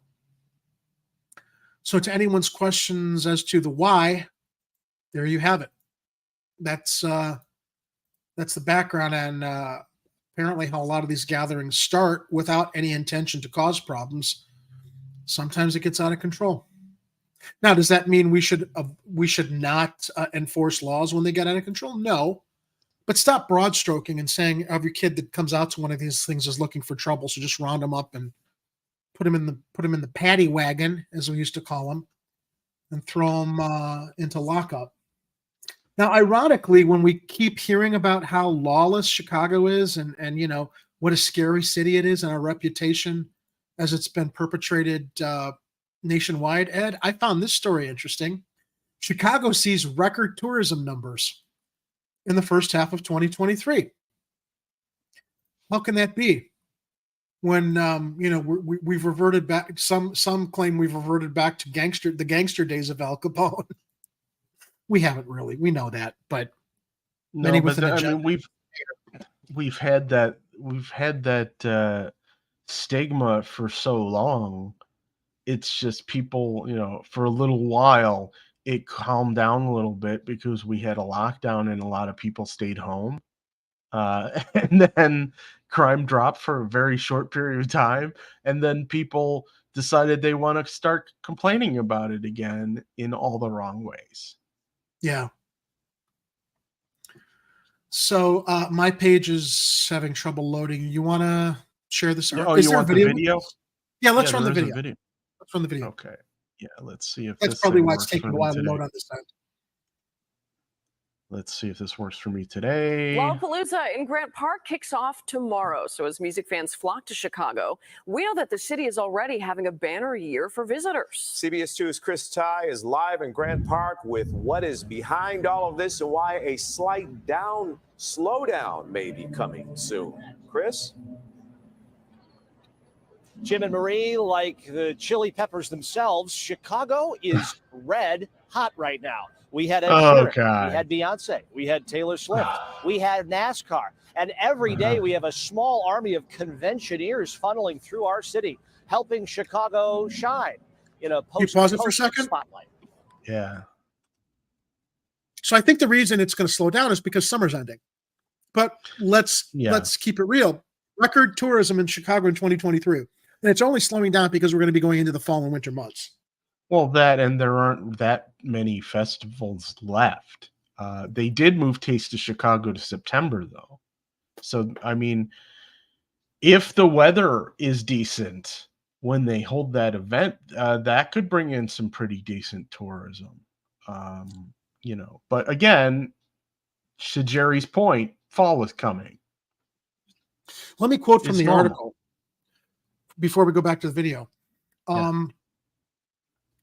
Chicago is topping the charts, with the city ranking the #1 American city. Apparently, people aren't afraid to come to Chicago, despite what many on social media who hate Brandon Johnson are claiming. The city ranks as the #1 American city for meetings and events volume for the months of April, May, and June, according to hospitality industry tracker Noland. So that means we're beating Las Vegas, Orlando, all our major competitors, and that's just really encouraging, said Lynn Osmond, president of Choose Chicago, the city's tourism agency. From January to June, hotel revenue in Chicago hit $1.12 billion, up 24% from last year, and 102% from pre-pandemic 2019, setting a new record for the city. Over that period, Chicago's hotel tax generated $62 million in revenue, also a record breaker. But all the artists who sell records aren't the only ones feeling the surge in visitors. At the same time, Swifties were jamming at Soldier Field. Approximately 44,000 oncologists were in Chicago for an annual conference at McCormick Place. So it was pretty interesting to see the Swifties and the oncologists mixed around Soldier Field or throughout the city, Osmond said. What? And this is before Lollapalooza. So that's a cumulative effect of over $2 billion in economic activity. I think proving that Chicago is not gangster city. And it's not scaring tourism away. But if you want to interject and also play the video. Yeah, I don't. I'm with you on that. It's typically people are overreacting about the violence in the city just because that's the thing that news people focus on. Every time things happen in the city, those are the stories. If it bleeds, it leads. Yeah. And yeah, crime goes up in certain demographics and crime goes down in other demographics, and you have to affect people's material conditions to expect a lot of that stuff to go down. And we don't see a whole lot of effort in that regard. It's why we talked earlier about the homelessness crisis and why we've talked previously about the migrant issues and all of the situations where everything costs too much. People are having trouble making ends meet. What was it? It was on last Tuesday or the Tuesday before. I had said, I had mentioned to you guys, remember that $400 emergency that people can't afford? Now it's a $1,700 emergency that people still can't afford. This is reality. And so, yeah, the city, because it has its own revenue issues, is trying to figure out how to keep getting money coming in for the city. And maybe they can expand city services, which I guess is a good thing, as long as they actually take the money and do something with it instead of just sitting on it like a dragon hoarding gold and jewelry. Funny, Mad Matt brings up NASCAR because the article goes on to ask if it'll be returning. And the city said NASCAR have a contract to bring the race back to Grant Park. Both sides have the option to terminate the agreement within 180 days after the end of this year's race. Mayor Johnson, who inherited the NASCAR deal from predecessor Lori Lightfoot, has said he will evaluate the impact of the event, and on Wednesday said he has yet to make a decision on the future of NASCAR in Chicago. But he's still got, I guess, 80 days. No, more than 80 days. It's his first 100 days coming up. But they got to wait for 180 days beyond NASCAR, and that was July 4th weekend. So he's got some time to review everything on that. All right, should I continue the video here? Sure. Like a megawatt musician, Chicago is topping the charts this summer. We were the #1 American city for meetings and events for the months of April, May, and June, according to hospitality inside tracker Noland. So that means we're beating Las Vegas, Orlando, or all our major competitors. Oh, she said what I quoted in the article. Just really encouraging. Yeah. From January to June, hotel revenue hit $1.12 billion. That's up 24% from last year, up 102% from pre-pandemic 2019. That is a record breaker. Over that same period, Chicago's hotel tax gives me a chance to eat more pizza, Ed. Also a record That's true. breaker. But the artists who sell records aren't the only ones fueling this. At the same time, Swifties were jamming at Soldier Field. We have 44,000 oncologists in town at the same time. So it was pretty interesting seeing the Swifties and the oncologists mix around Soldier Field or throughout the city. All this before Lollapalooza begins. The first, by the way, of a new 10-year commitment in Chicago. 10 years! The cumulative effect is over $2 billion worth of economic activity, based just on Lollapalooza being in Chicago. Matt Patton studied Lolla's impact on the city for the last 12 years. And over that same period of time, we've looked at over 22,000 jobs being created or supported because of Lollapalooza. For a city firing on all entertainment cylinders, expect a gear shift and a slower few years ahead. Since Illinois was largely shut down during COVID while other states remained open, some conferences looking to secure 2025 and 2026 venues passed on Chicago. In Chicago, we'll see a few softer years coming up ahead in 2025, 26, because we were closed and didn't have any staff when other states like Las Vegas and Florida were still open and selling. Two nuggets I want to pass along to you. First, on NASCAR. The city and NASCAR signed a 3-year contract commitment. Either party can opt out for year 2. Mayor Johnson late today was asked whether the city is going to welcome NASCAR back. He did not have an answer for that. As for Lollapalooza, they are upping the attendance every day compared to past years. Used to have 100,000 max here every day. It is now bumping up to 115,000. You hear the sirens around here. They are also shutting some streets around here already. As you can see behind me, we're at Ida B. Wells in Michigan. Jim and Marie, if you are planning on coming down to this part of downtown, you're going to plan a little extra time. Yeah, that was last weekend. So. Yeah. So I just thought it was a nice counterpoint to all the doom and gloomers talking about, you know, the most crime-infested city in the country. It's like, not really. Not if tourism's picked up like this. So shifting gears, though, into an unfortunate story that does reflect, unfortunately, the darker side of our city and crime that does happen. Block Club Chicago. Now, this happened last week. Awful story. August 11th. I'm not sure if this happened. One of the stories, the hit and run in our show notes, happened last week. I think this happened a few days ago. And the neighborhood is still mourning. 9-year-old Sarabi Medina's family, teachers, neighbors mourn the loss of a young, amazing soul. 9 years old, was shot by her neighbor. More than 100 people gathered outside Rheinberg Elementary School Thursday, dressed in purple, Sarabi's favorite color. She would have started 4th grade in a few weeks. Family, friends, and members of the Rheinberg Elementary community gathered Thursday. Sarabi and her 52-year-old father were outside of their home with 3 friends Saturday evening when Michael Goodman, who lives across the street, shot and killed her, officials said. Sarabi would have started 4th grade at Rheinberg in the fall, said Rheinberg principal Edwin Locke. Locke helped organize the candlelight service honoring Sarabi's life. The invitation announcing the event encouraged attendees to dress in purple, her favorite color. She always had a smile on her face, was a sweet, sweet child. There was no other way to put it, Locke said. More than 100 people, many dressed in purple, gathered at the school's soccer field near West Roscoe Street and North Central Avenue around dusk Thursday to offer support to the family as they continue to grieve. The head of the vigil, Bob Marley's "Everything's Gonna Be All Right" could be heard playing on the school's PA system, while some in the crowd wrote condolences on pieces of paper for Sarabi's family, some of whom were in attendance. As we get all the candles lit, we're going to have a moment of silence. Like said, we all will light up the field like Sarabi lit up a room, and when she came into it every time with her smile. Family members did not speak during the vigil. I'm trying to get to the details regarding her murder.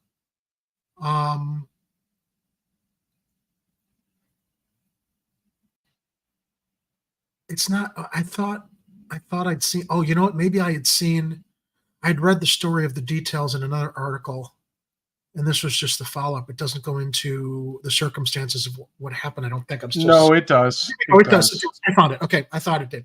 The shooting happened around 9:20 p.m. Saturday in the 3500th block of North Long Avenue.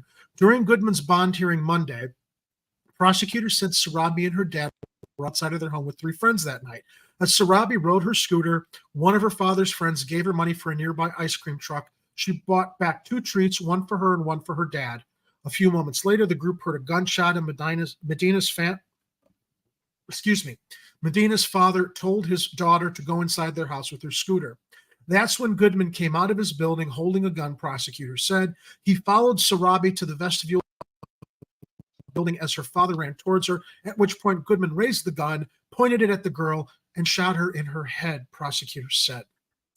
Prosecutors did not discuss a motive for the attack, but neighbors previously told media that Goodman had complained about Sarabi and other neighborhood children being loud. Goodman, 43, faces 1 felony count of first-degree murder. Because, you know, Ed, kids, they're not loud. They're not allowed to be loud. Oh, these are the kind of stories I hate reporting and sharing, because it's like, I mean, we want to memorialize the little girl, but it's not that I'm worried about reporting a downer story, but it's like, where do you go from here? I mean, it's just going to, too many kids are caught in crossfire of this kind of stuff happening with crazy people who with short fuses in neighborhoods, gun violence from amongst gangs, or this fucking nut job who decides the kids are too loud, so he's gonna shoot this girl. But I felt it was this 9-year-old. I felt it was important to share since she was being memorialized, and we should focus on her and not the horrible circumstance. They're all celebrating her life there. So that happened. Now, shifting into a national story, another bummer, and there is video with this. Maui is on fire. And let me read from the Guardian story. Actually, if you could bring up the CBS News video, Ed, I can set this up with the details as reported by the Guardian UK. Actually, I'm sorry, no. Let's go ahead and keep that. Let's keep that link up because there are some photographs. This is horrific. This is. I didn't have it up yet. Well, I just clicked into the stream. Okay. Okay. Hawaii fires, a visual guide to the explosive blaze that razed Lahaina. Lahaina.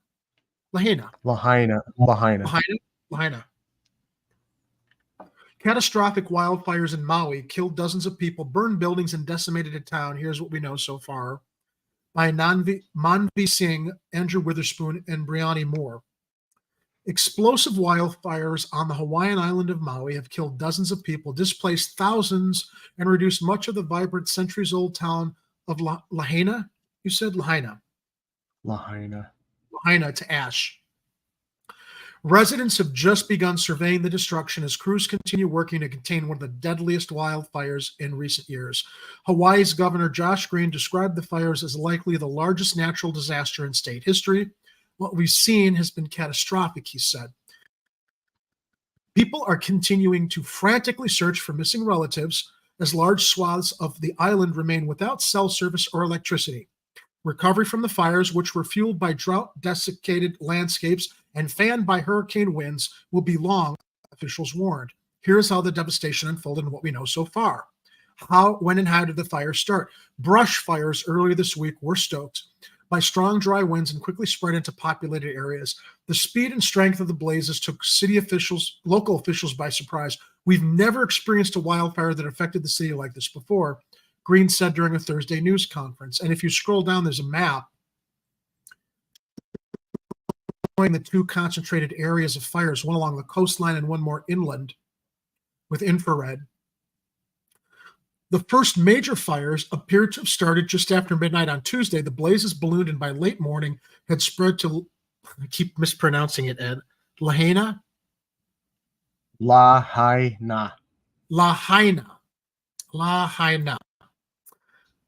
I keep wanting to say Lahaina. Winds brought by Hurricane Dora, a Category 4 storm building over the Pacific Ocean, helped the fire zip across Lahaina with alarming speed. The fire spread so quickly, some residents ran into the ocean to escape. The Coast Guard has rescued more than a dozen people from the water. By Wednesday morning, the historic town had essentially been razed to the ground. Other fires in Kula and on Peluhu Road in the Central Valley picked up Tuesday afternoon. I keep getting timeouts on this page because of the video GIFs. By Wednesday morning, I just read that paragraph. What we know about the toll. The death toll stood at 55 on Friday morning, but the number is likely to rise. So far, rescue workers have only been able to count bodies found outside. It remains unclear how many people were able to rush out of their homes in time. Specialized search and rescue teams from California are joining the efforts to find survivors and identify fatalities. Understand this. Lahaina town is hallowed, sacred ground right now because our iwi are in the ground, said the Maui Police Chief John Pelletier at an afternoon news conference referring to remains. We have to get them out. We will get them out as fast as we can. Firefighting efforts continue. There was a tweet. Can you pull up that that tweet that's in our show notes? Yeah. It's the one after CBS News. Oh, I see it. Okay. And then we'll pull up the president's response.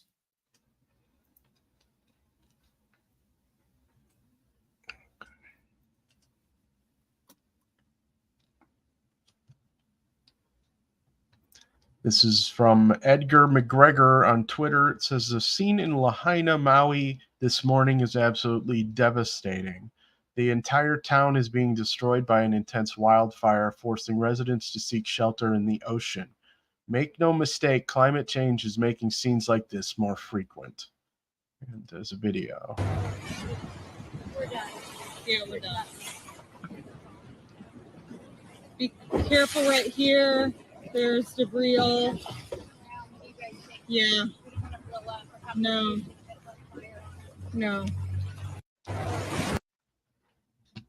That's devastating, right? It's I mean, the whole town is gone now. Pull up that next Twitter link. Oh, not making light of things, but it you know, let's inject some gallows sarcasm here with priorities. Wyatt Reed on Twitter. New, Joe Biden responds to devastating wildfires in Hawaii by requesting $20 billion more for Ukraine. It's not far off, actually. No, it's not. Did you watch Jimmy Dore's interview with Marianne Williamson, and when they were talking about all the money going to Ukraine that could potentially like end homelessness here? I did see that clip. Yes. Yeah. It's a lot that all the money to Ukraine could a lot of problems that all that money to Ukraine could solve here, but no. Look at him with those ghoulish veneers. Does anybody really believe those are his real teeth? I don't think so. No, those are dentures. Dentures are veneers. I think they're dentures. Grinning skull behind those cliched aviator glasses. So yeah, that's the latest on what's happening in Maui. And there was the CBS News. I think there was a video at that link that talked about. I found it. I found a one that's a little easier to play. It's the same video.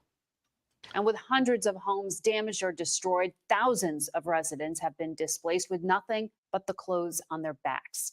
Authorities are setting up emergency shelters until more permanent housing can be made available. Reporter Rudabeh Shabazi from our CBS Los Angeles station is there with survivors. The devastation from Tuesday's wildfires forced thousands to flee as entire communities burned around them. My whole life in Lahaina, my school, my job, like it just in a blink of an eye, it's just all gone.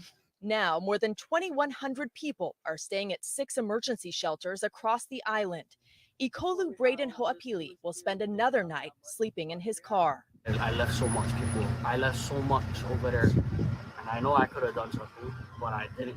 As the flames were ripping through Liza Tobias's home in Lahaina, she begged her father Carlo to evacuate with her, but he refused.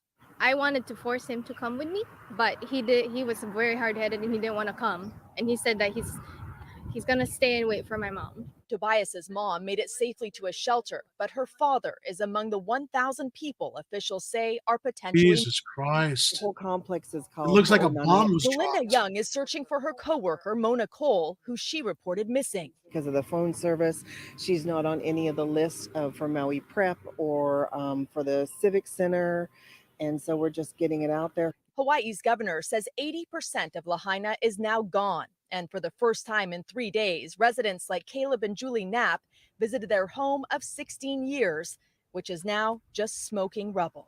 This is our first time coming back and actually knowing that our house burned down.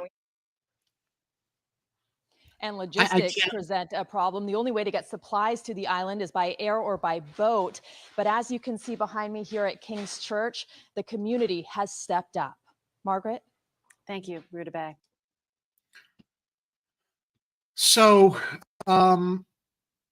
The Guardian also, what I was about to say when I thought I had a moment there was I can't look, we should not base our value or our lives on our possessions and what we own, but I can't even imagine losing everything I own in a house fire. I mean, where do you start? How do you start?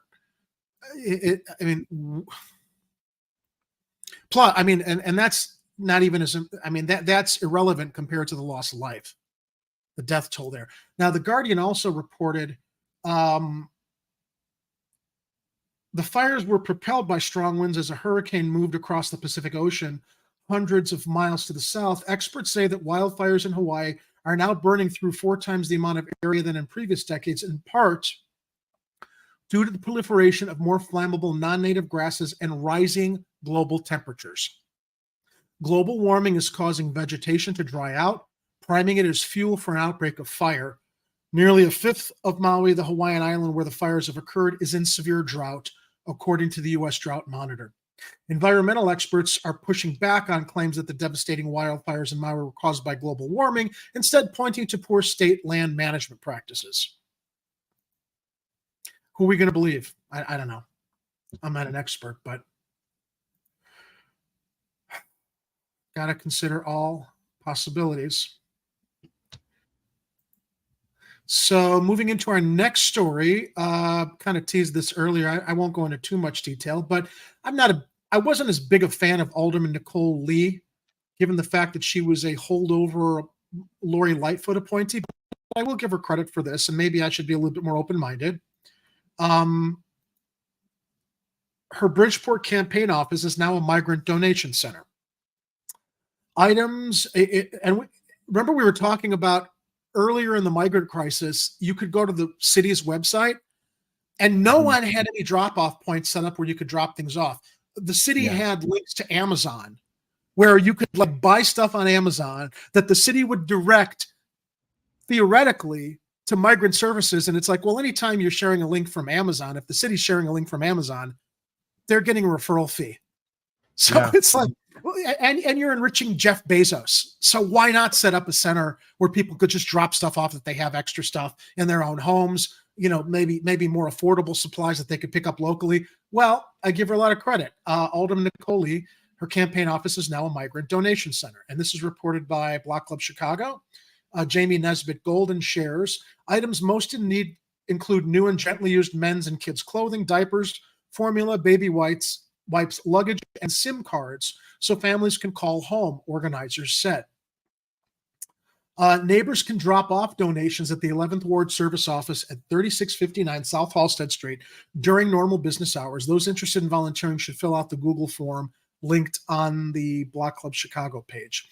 The center has more than enough women's clothing and general toiletries, but organizers said they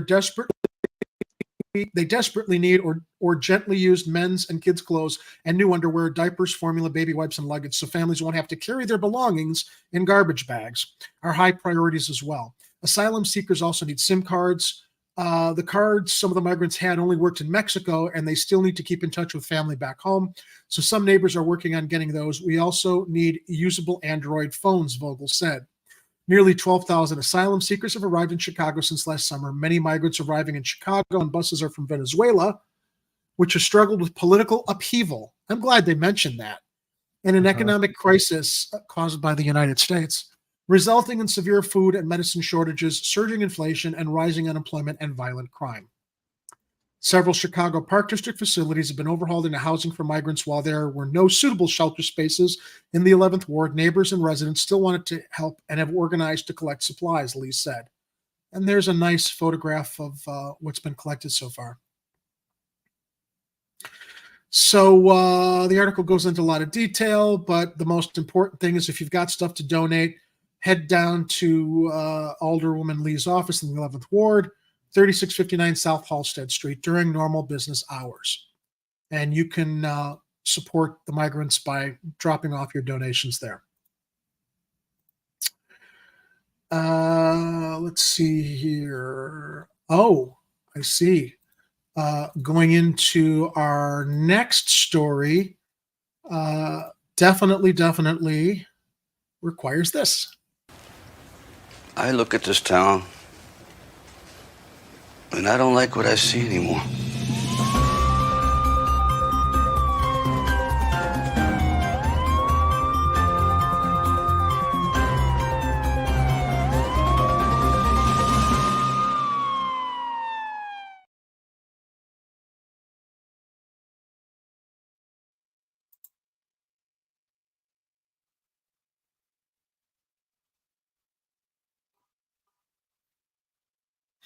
So we reported on this story last year when it happened.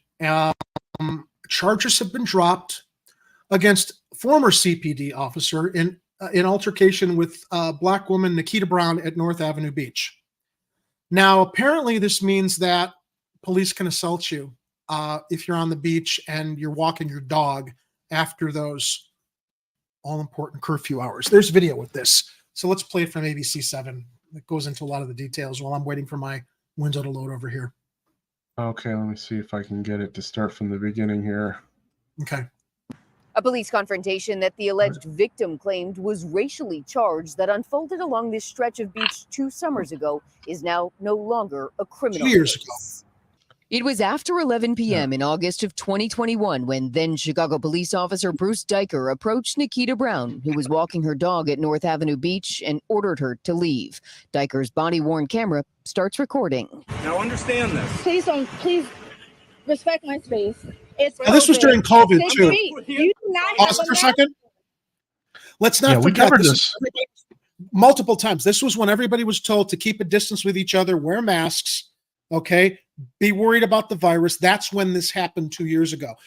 What's interesting to me, Ed, is that context is kind of lost here and missed, because that was an important element to what happened and why I think why she was freaking out, along with the fact that this lumbering, bald, white cop was approaching her. But let's get back to the video. Well, that, and at the time, the police officers were instructed to be masked while they were doing their duties, and a lot of them chose not to, including this dimwit. Douchebag. I don't need a mask. I'm outside. Weeks later, in an exclusive interview. Now, to be fair, he was correct. You didn't need a mask because you were outside. But even though... but dude, this was right at the beginning when we didn't know stuff, when people were still being killed. There was an attitude. Okay, there was a belligerence and an attitude that isn't exclusive to that moment, as we've seen in so many altercation videos involving some members of CPD. Yeah. Mask on. I don't need a mask. I'm outside. Weeks later, in an exclusive interview with Good Morning America, Nikita Brown said other people were on the beach, but she believed she was targeted because of her race. I'm clearly walking away. This man is getting out Can you of pause his it for a car. moment, Ed? He's saying that he's going to take. To those that will say no, it wasn't about race, you should have just listened. You should have just listened to the cop. Hang on. Are you hearing that on this end? Okay, the video loaded on this end. To those that would say, well, she should have just listened, it wasn't racially motivated, there were white people on the beach also that were in another video. They were there. And the cop wasn't ushering them off the beach. He targeted her and her dog. Yeah, and she was leaving, but he chose to escalate. You know, you just have to listen to cops, because if you don't, they have the right to rough you up. Basically, Yeah, apparently that was his perspective. Well, he's retired now, right? But he should have been prosecuted and fired. Before you continue it, I'm sorry, the video loaded on this side, so I don't know if I was competing with the video. But yeah, the attitude is if you don't listen to the cops, you're okay. So you heard what I said. Yeah, they have a right to rough you up and assault you for walking your dog after curfew. Yeah, Mad Matt, there was another video of, actually, I think some of the videos were taken from some white people that were also at the beach, some of the alternate video angles.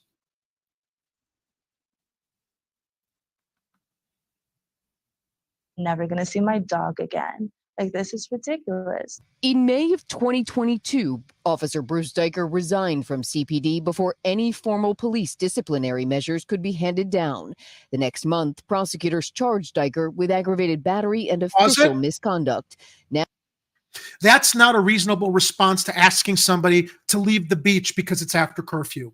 A young woman who is of absolutely no threat whatsoever, walking her dog. That's what this CPD officer's response was. That's what he thought was a reasonable response to the situation after she asked to maintain some distance and she was on her way out. So yeah, Mad, it is BS. And you know, when you say it could have been about race, given the fact that it was about race, given the fact that there were other white people around there, and I think some who were actually taking this vantage point of video. Now, more than a year later, prosecutors have dropped those charges after they say they consulted with the victim and her attorney.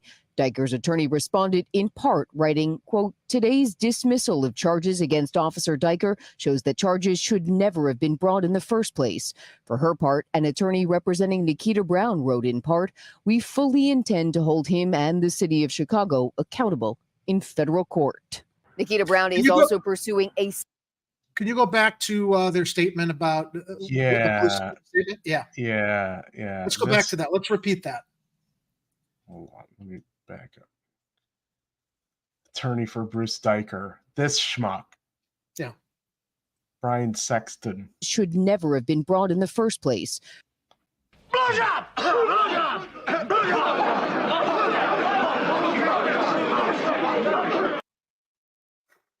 Diker's attorney responded in part, writing, quote, "Today's dismissal of charges against Officer Diker shows that charges should never have been brought in the first place." For her... Bullshit.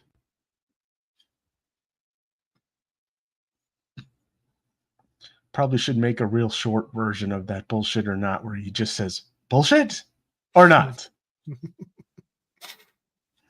Yeah. Amazing. That there you have it, he man. would have the gall to make that kind of a statement. Yeah. Instead of just shutting the fuck up. Yeah, it's okay. You got a badge, you got a gun. You are Judge Dredd. You are the Punisher. Well, I shouldn't say the Punisher. The Punisher was never a cop, and the Punisher also took out corrupt cops. So I'm not going to reference that fictional character as it relates to irresponsible law enforcement. But yeah, I mean, another day. Another cop gets off the hook for assaulting a citizen, while they were in no danger and just had the opportunity to look over someone else because of their gun and their badge and their privilege. Yeah. Their privilege serving as a law enforcement officer. Yeah, there will probably be a civil case on this. I hope so. And I really you'll hope so. hear about it here, I'm sure, because it'll get on our radar. And Oh, if yes, if we haven't talked about it and you guys are hearing about it, just let us know, because we'll talk about it. Because it was bullshit back then, it's bullshit now. I like what Art says. They all do this too, Art. This was a cop who decided to take out his bad day on the first person he wanted to treat like a criminal. That's, I think, probably at the heart of what a lot of them do. Well, I mean, because there's no accountability for it, they can get away with it. And that also speaks to the mental health crises that they have in the police department, because they needed support too. So to be fair, we'll say, look, he probably needed to talk to his psychiatrist and he probably didn't have one. Yeah. But I don't know still, what's he up was with my browser, Ed. It's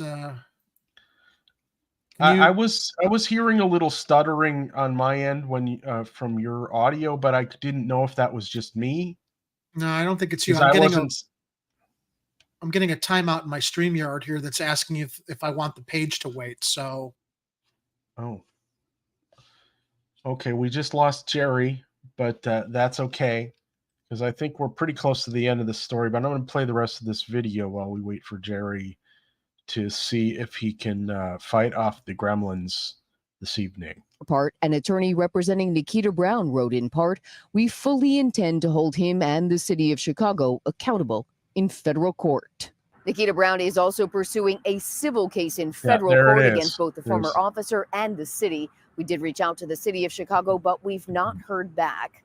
The Civilian Office of Police Accountability concluded in their investigation the former officer did not engage in racial profiling, but they said his use of force in the incident was not in line with department policy. At North Avenue Beach, Liz Nagy, ABC 7 Eyewitness News. All right. Thanks, Liz. Yeah, Jerry will be, I think Jerry is almost back. Hold on. Your Starbucks coffee. Let me get rid of this little tab here, and Jerry will be back on shortly. Kathy Powers is asking, where are the wings? And Kathy, I actually have sort of an update on that. I think I was having an RCN moment. Yeah. Testes. Yeah, 1, 2, 3. I can hear all 3 of them, although I'm a little confused now. Is my is my signal or audio stuttering? Not right now. Okay. But we'll see how it goes for the rest of the show, Jerry. Well, yeah, I don't want to interrupt your wing update, but I did want to jump back in. So why don't you update Kathy, and then we can get to our next story. Yeah. So Kathy, just recently I got curious again and was asking some of the local media people, actually one specific local media person, because they had covered the wing story, if they had any more information on there, because the last we had heard was that Vera Liddell, the person who had purchased over $1 million worth of chicken wings through her school system, had been charged and then let out on bail, but we didn't hear if she had actually gone to trial. And I'm trying to find the thing here. Let's see if I've got it here. Where I had a conversation with Ben Bradley, I believe from WGN, where I was asking him. Damn, I can't find it. But anyway, I was asking if Ben Bradley says, is there any follow-up on this story with the chicken wing lady? And he's like, they haven't, that she's still awaiting trial. 6 months. And he had no other details in regards to the developments regarding what her motives were, what they unwrapped as far as. The only information he sent back to me was she's still awaiting trial, which, I mean, and to be fair, how's he going to get any more information if no discovery is actually taking place anywhere that media can get access to it? She's awaiting 6 months. She's waiting on a trial, just going to trial. I'm gonna tap source at the Cook County Public Defender's Office and see if I can get some insight into this. Yeah, maybe there's more information that just hasn't been filed. Yeah. So yeah, if you guys hear, all right, so moving on to our next story. I hear audio stuttering from Jerry on my end. Are you guys out there hearing that, or is it just me? Matt said, I'm fine. Okay, well, it could be battling crappy internet services, because I've got Crapfinity, and he's got which one do you have? RCN Astound. Oh yeah. In which case we are astounded when it works. Pretty much. All right. This is another story. This is actually what I was referencing on Tuesday when it seemed to be a slow news day. I had seen this headline of a hit and run, which was unfortunate. But then after the show, I saw the details and I'm like, oh, we got to talk about this. We're going to talk about this tonight. There was a hit and run in Wicker Park, and that left a 17-year-old in a coma. What's unusual about this is in this hit and run, the family is demanding action from the police, and they're not making any arrests, even though they have information on the vehicle owner. Apparently, they went to the house. He didn't want to come to the door. His mom said he didn't want to come to the door, and the police have not pressed any charges, even though they know who owns the car. Nakari Campbell was meeting her friends Friday when a driver hit her and dragged her down Division Street. Police and family say her relatives want to know why the driver hasn't been arrested. I think we'd all like to know. This comes from Quinn Myers at Blog Club Chicago. The driver of a red Mercedes-Benz, like the license plate is in the article. There's the car in the picture in the article. The driver of the red Mercedes-Benz hit 17-year-old Campbell around 10:30 p.m. Friday while she was crossing Division Street at Ashland Avenue, police said. The driver then fled west on Division at a high rate of speed and did not stop even as Nakari was on top of the car, according to a police alert and the teen's family. The driver then drove over the teen after she fell off the car and dragged her down Division Street before fleeing, her family said. They have to harass black women on beaches walking their dogs, though, Ed. That's the priority. Yeah, arresting a hit and run. No, I'm sorry, we can't do that, man. Hit and run? No, yeah. It's busy. There's fear for our lives. Nikari was taken to Stroger Hospital in serious condition. She remains in a medically induced coma and is fighting for her life after suffering numerous broken bones and other severe injuries, family said Tuesday. The car that hit Nikari is a 2008 Mercedes-Benz C35 four-door sedan with dark-colored rims and tinted windows, according to the alert. It has an Illinois license plate with the tag DC 60012, police said. Who's it registered to? Where do they live? Why aren't you there arresting the driver or finding out who was driving the car if the owner was not driving? How can the police not have the tools to make an arrest? No one is in custody as of Tuesday, a police spokesperson said. The incident remains under investigation. But Nikari's family and friends want to know why police haven't made any arrests, even though they have the car's license plate information. CWB reported the police visited the registered owner's home in Belmont Cragen after the crash, but the owner refused to talk to officers and no one was arrested. A police said they could not confirm the report that officers had tracked down the owner of the car. You know what, Ed? I'm really, really curious as to the race of the driver.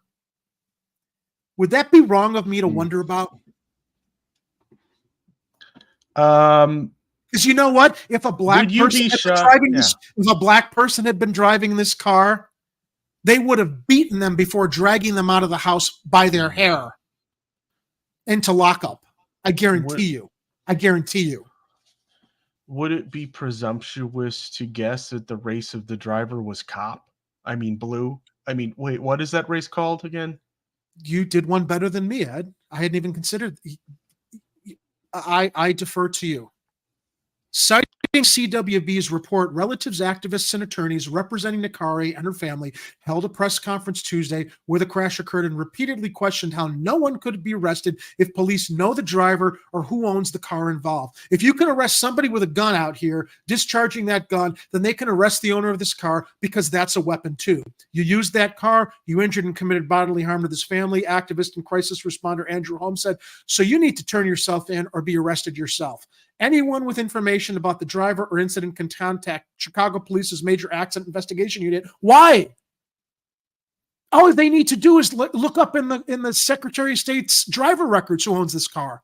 They're honestly asking people with any information regarding the incident to contact the Major Accident Investigation Unit when they went to the house of the address of where the car was registered and presumably know the owner lives there and he wouldn't come to the door. The case's reference number is RDJG369828. Anonymous tips can be submitted through cdtip.com. This is another instance, Ed, where Mayor Johnson, do you want to, I don't know, buy some extra street cred? How can you not come out and demand, in light of all the bullshit that we've seen from CPD that promised to stand down, that there was literal blood in the streets with this, no thanks to the Chicago Police Department. You want to show up what a bunch of negligent jagoffs some of CPD are. You go public at a press conference and you question why isn't CPD doing anything in this case when they know where the owner of this vehicle lives and who is the owner. And you know what? I can't imagine somebody that doesn't have access to license plate records can't anonymously just drop on social media, this is who owns the car. An insurance agent, somebody needs to know how to track that license plate and identify who the owner of the vehicle is, since the fucking Chicago Police Department is impotent in doing so. Are they waiting on him to hire his 200 extra detectives or promoting them? Because look, we got existing detectives that should be able to do this. This is low-hanging fruit for them, isn't it? Very, and not prioritized. And you might be onto something. It might not be about the driver's race, but maybe about privilege, the color of their uniforms. Or privilege, because if it could be, the teen child of a person in office, maybe So that good, might because be protected, not or a lot of some rich billionaire, or Yeah. who knows? because a 2008 Mercedes Benz is not a cheap car. Although it's not very new. It's not new anymore, though. Still. Yeah, but no Mercedes Benz is a cheap car. Yeah. And there's a picture of where the accident happened. She was crossing Division Street when the Mercedes came out of nowhere, Hargrove said, who said he was referencing what numerous witnesses told her family. At one point, Nakari was on top of the car yelling at the driver, Hargrove said. She was on top of the car. He came to an abrupt stop. She fell off the car. As she fell off the hood of the car, he kind of rolled over her, Hargrove said. As he rolled over her, her hair got caught in the car's wheels. God.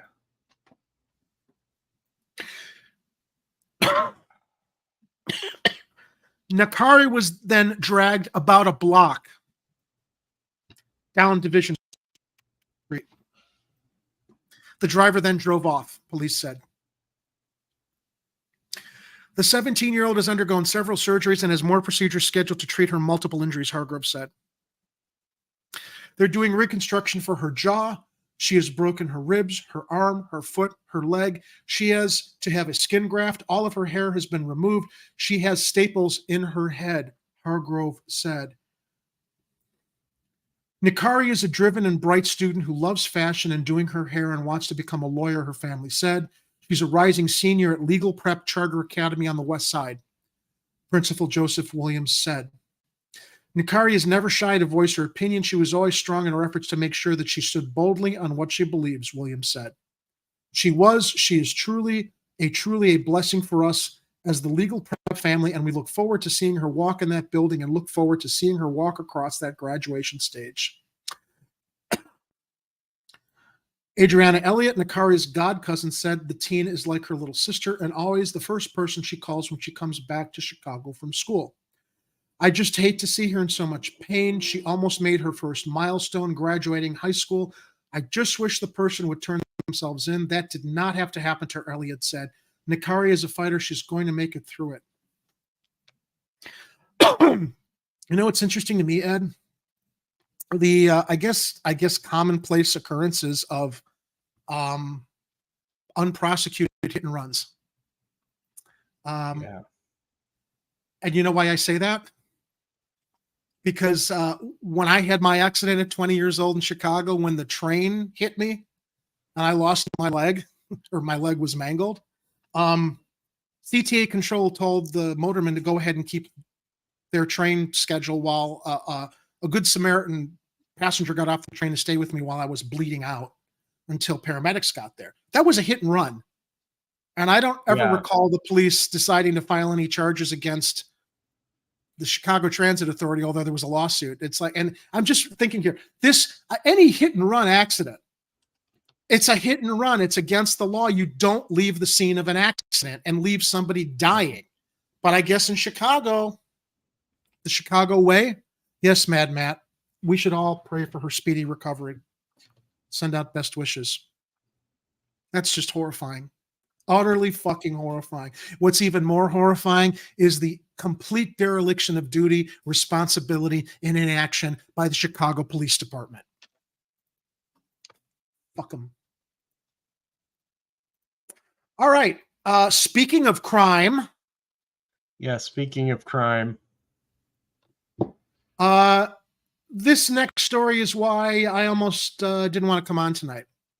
I was just too completely demoralized and didn't know if I could keep myself in any semblance of a good mood to report on other stories that were happening in our news cycle this week. This is a national story, and Ed and I have a vested stake in this. We've talked a lot about AMC, the short squeeze thesis in that hedge funds were over leveraged, shorted this movie theater company to try to drive into oblivion, and the company was saved by retail investors who decided to invest in the company, drive up their earnings, keep the company out of bankruptcy, hoping that all these hedge funds that shorted the stock would ultimately have to cover their short positions and boost the stock up so that the retail investors that saved the company could make a decent return on their investment in the company. Well, that's just not gonna fucking happen. Not gonna happen, because there was a lawsuit against AMC. There was a lawsuit against AMC that decided that they wanted to dilute the value of their stock so that they could raise more money, even though they were already raising money. Their CEO paid himself a $200 million bonus on top of his $2 million salary. The company decided to get involved in a position in a gold mine, used all the money retail investors put into the company on what I feel were luxuries, and then had the nerve to come back in their earnings call, which actually showed they're no longer burning cash. They're profitable. Record earning calls this week, claiming that they're going to go into bankruptcy potentially in 2 years. And there was a lawsuit against AMC by shareholders who said, you know, you rigged a vote to dilute stock before so that you could control diluting the stock even more, with the intention of keeping the company afloat, but lowering the price of the stock enough so that all these Wall Street hedge funds, buddies of the CEO, could finally close out their positions and not lose their shirts, which is what they should have done. Well, the judge ruled in favor of AMC, approved the settlement. There's going to be a reverse split. Anybody who invested in this company 2 years ago and has been waiting patiently while crime is being committed that the SEC and the Department of Justice had ignored for 2 years, this company's been 32 days on the threshold list, which meant there should have been margin calls long ago for failures to deliver. Well, after hours today, while the stock was up at $5, rising almost near $6, the judge revealed her ruling, and the stock plunged after hours, and we've all pretty much come to the realization there's not going to be any short squeeze. The CEO helped bail out Wall Street, keeps his company, while the rest of us are going to be carrying the bag. Ed, you want to? I'm not entirely I think you go ahead and you state your belief. I think we're fucked. I think this shows crime pays. And you know what? All the rules, all the good intentions, we all follow the rules, we all follow the law, we all do the right thing as we're told. It does not matter. Crime pays. The CEO is a criminal. The board is a criminal. The Wall Street hedge funds are a criminal. I'm not going to go so far as to say the federal judge in this case, who actually admitted this board rigged this vote to do a reverse split to basically fuck the shareholders. She acknowledged in her ruling, yeah, they did all that, but I'm going to approve the settlement anyway. Where is the accountability? Where are the perp walks? The bottom line, Ed, is they don't want any regular person who doesn't have millions of dollars to play back and forth on Wall Street to have any life-changing wealth when they actually commit to following the rules and investing in the market. It's manipulated. It's a fucking rigged casino, and our SEC is complicit. Why? Because every asshole at the SEC who's not doing their job right now is going to get a job in a Wall Street hedge fund after they're done with their service, like Fox is guarding the chicken coop and not enforcing any laws or rules or reversing any of this crime that's being committed under light of day. Go ahead. There's a lot to unpack there, and I clearly didn't follow all of it, but I understand your rage, and I was with you for a lot of that because some of you may not realize that what happened the first time was Adam Aaron wanted to figure out a way. Adam Aaron's the CEO of AMC. Wanted to figure out a way how he could split the stock off into a special thing called, and let me show you this, called ape shares. And that was like literally laughing at us because the whole stock saving movement, we call ourselves apes, right? Go ahead.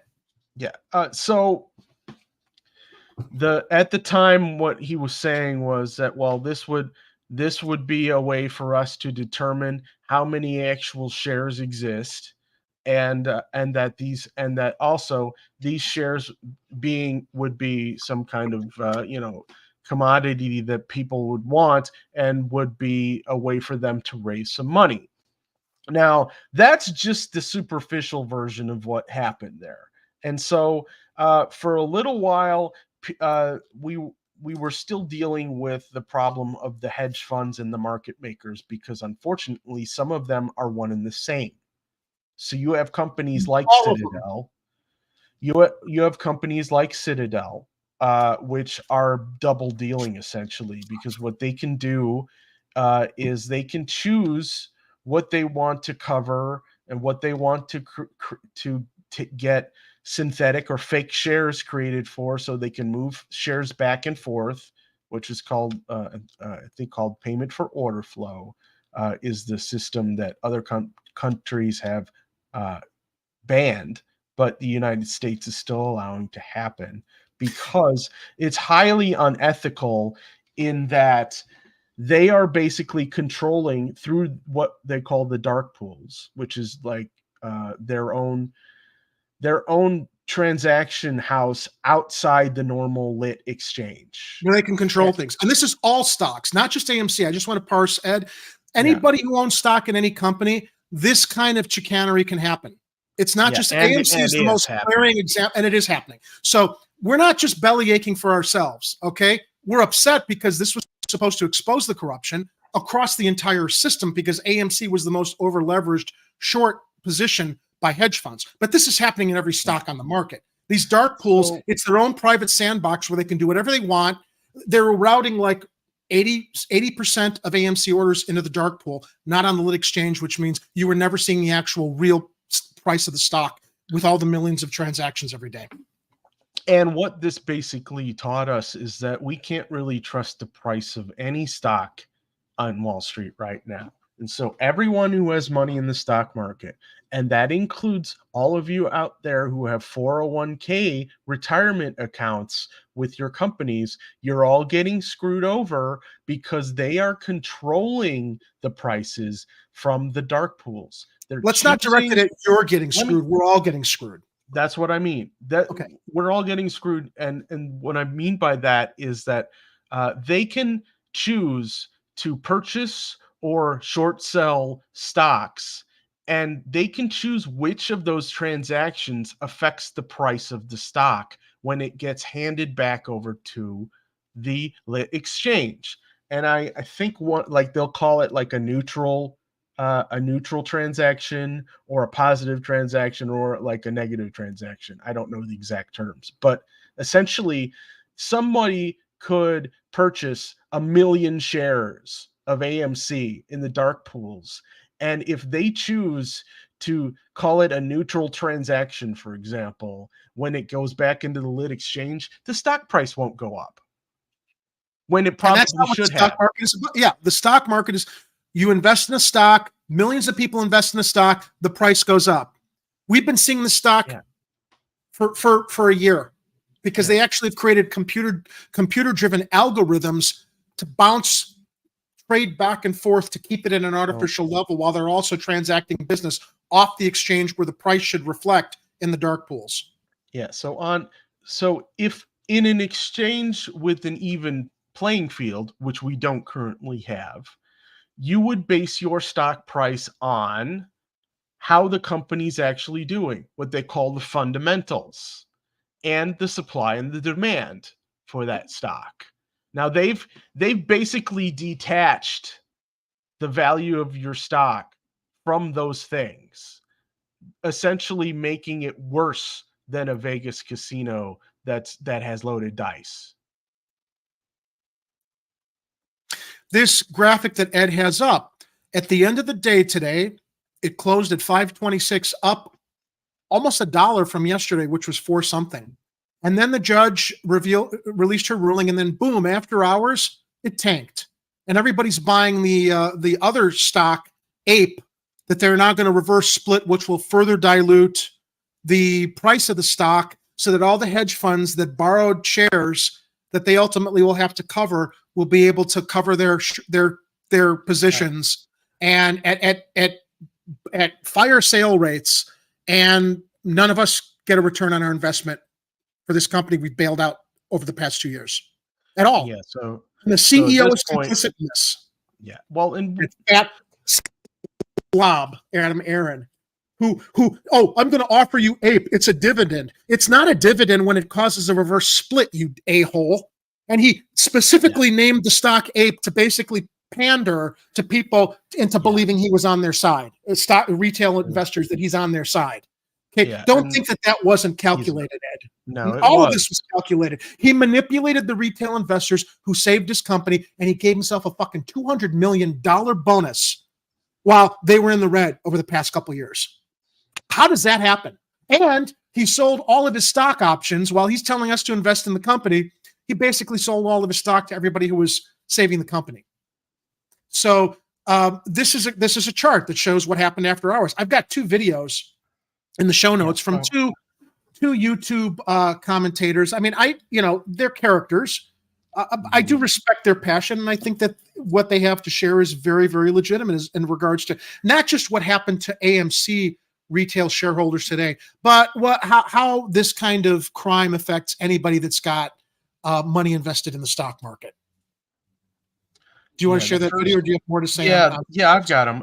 Yeah, the first video is from a guy named Donahue George, I think, and he spends like the first 15 or 20 seconds basically talking about how people can like, share, and subscribe. So if you don't quite follow him when he's speaking a million miles an hour, don't worry about it.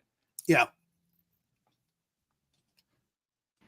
This is not financial advice, not legal advice for entertainment, educational purposes only.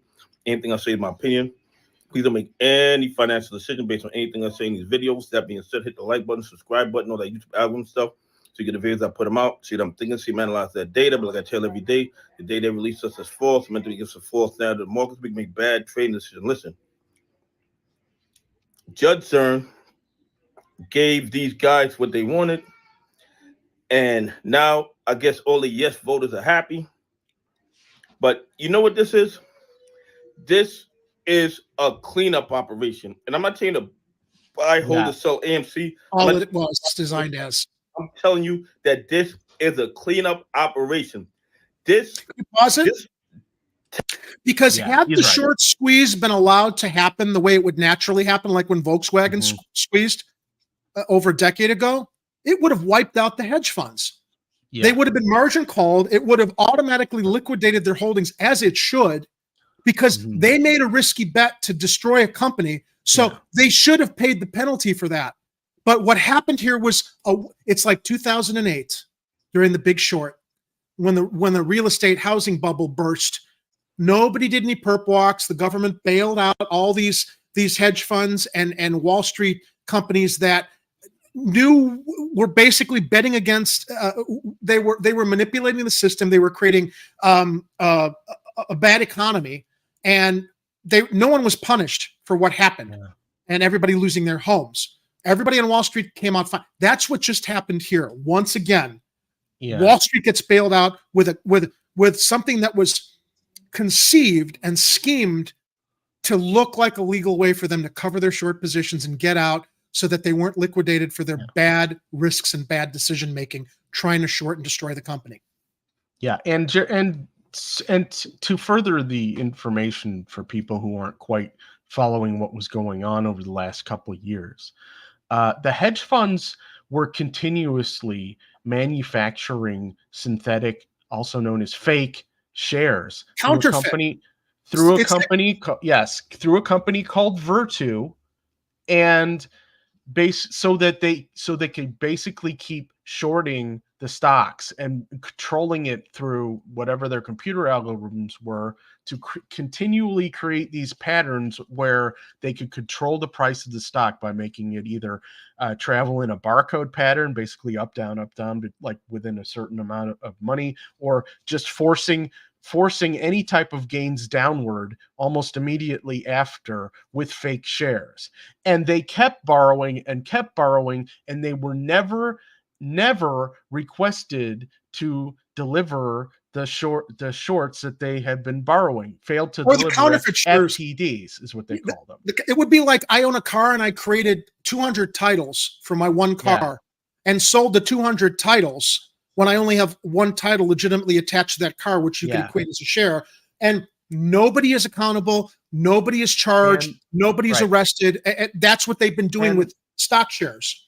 And all the regulatory agencies, and there's a bunch of them that have like 3 or 4 letter initials that I can't remember all the names of them, were supposed to be able to regulate this, are basically creating mechanisms to let them just go, oh, that's okay. You can just keep that on your books and we won't force you to pay them off right away. So they're basically piling on more and more short sale debt, for lack of a better term. And they're not being held accountable to actually pay it off. And so they've gotten themselves into the situation where if an actual situation happened where a squeeze event started to happen.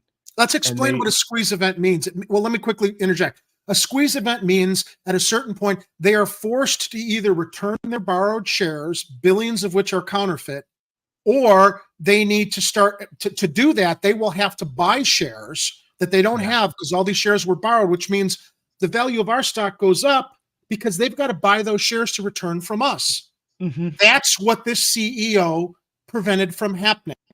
This is what the SEC and the Department of Justice turned a blind eye to, knowing that there are counterfeit shares. It's like counterfeit money floating out there and not saying, hey, it's time for you guys to cover these shares you claim you have, which means you're going to have to go buy them to return, which means the shareholders who actually paid money for their shares would sell them at a high level because, hey, you need them, supply and demand. Fuck you, pay me. Yeah. And it gets more complicated because if they just continue the con by creating more synthetic shares and shorting the stock price down, that even if they're buying them back, they can just continue this process in perpetuity forever by just, if they have to buy a stock back at a certain price, they can keep shorting it down the road with new shorted shares to keep the price down so that it doesn't cost them an arm and a leg in order to cover the stuff that they shorted earlier. So they've been doing it for 2 years. They've been doing it for 2 years. Yeah. And so I don't know all the mechanisms involved in why they want to do this reverse split thing in order to cover their tracks. But it sounds like this guy thinks that this is going to be one of those events that's going to let them do it. Well, I think it's as simple as it's a cleanup operation in that once the stock dilutes because of the reverse split, they don't have to buy the stock at the high prices they should buy from us to cover their short positions, because reverse splitting the stock is going to make create more shares. It's going to make it cheaper for then suddenly all the hedge funds are going to start covering their short positions because it's going to be cheap for them to do so without getting financially wiped out after kicking the can down the years and paying millions, if not billions, in interest over the past 2 years to keep kicking the can down the road with all the counterfeit shares and synthetics that they've been creating, but trading back and forth. I'm trying to figure out what the best move is as far as, if you own AMC and Ape shares, and what happens on Monday, right? They are already in after hours They drove the AMC stock down 25%, down to like just under $4. It closed at like $5.26, and then they actually they increased the price of Ape shares because more people are buying Ape knowing it's going to convert to AMC, but it's going to be worth less in the long run. Yeah. So why would you do that? Why would you buy a stock that closed at 178? It's like now trading at $2.20. Why would you buy more Ape shares if it's going to convert and you lose money in the conversion? Because there are idiots, Ed, who think that Adam Aaron is on their side. They trust this son of a bitch because of the way he's brainwashed retail. And I used to believe he was, on our side also because we saved his company. But then I realized, this guy doesn't want a short squeeze because then everybody's going to sell their stock, even though they would make a lot of money back. He doesn't want people to leave their positions. He wants everybody stuck with the stock. Well, I was under the impression that I think, yes, he's company first. He didn't want people bailing out on him after a squeeze, and that he's way too close to his hedge fund buddies who give him bad ideas. Now he's knee deep. He's not even knee deep. He's neck deep in this whole thing now. So he's got to ride or die with this company no matter where it goes at this point. So if he doesn't make efforts to keep it solvent, then it's not going to matter. He wants his reputation to look good as a CEO while also making sure he doesn't cross his buddies on Wall Street. And that's how all the retail investors became the sacrificial lambs left holding the bag, because he should have let a short squeeze happen. It wouldn't have tanked his company, but he needs to protect his buddies. It's a big club. We ain't in it. Now, I don't know enough about squeezes to know if it's even after all of this nonsense happens.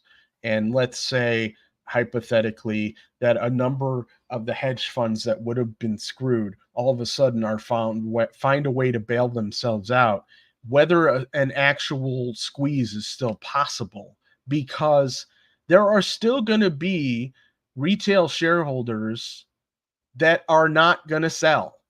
They're just going to sit on those shares, and they may very well, at least the ones that still have disposable income, will probably buy more of the cheap AMC shares if the price remains low initially. Well, a lot of shareholders also, Ed, who were waiting for a short squeeze, were fully committed to reinvesting in the company once they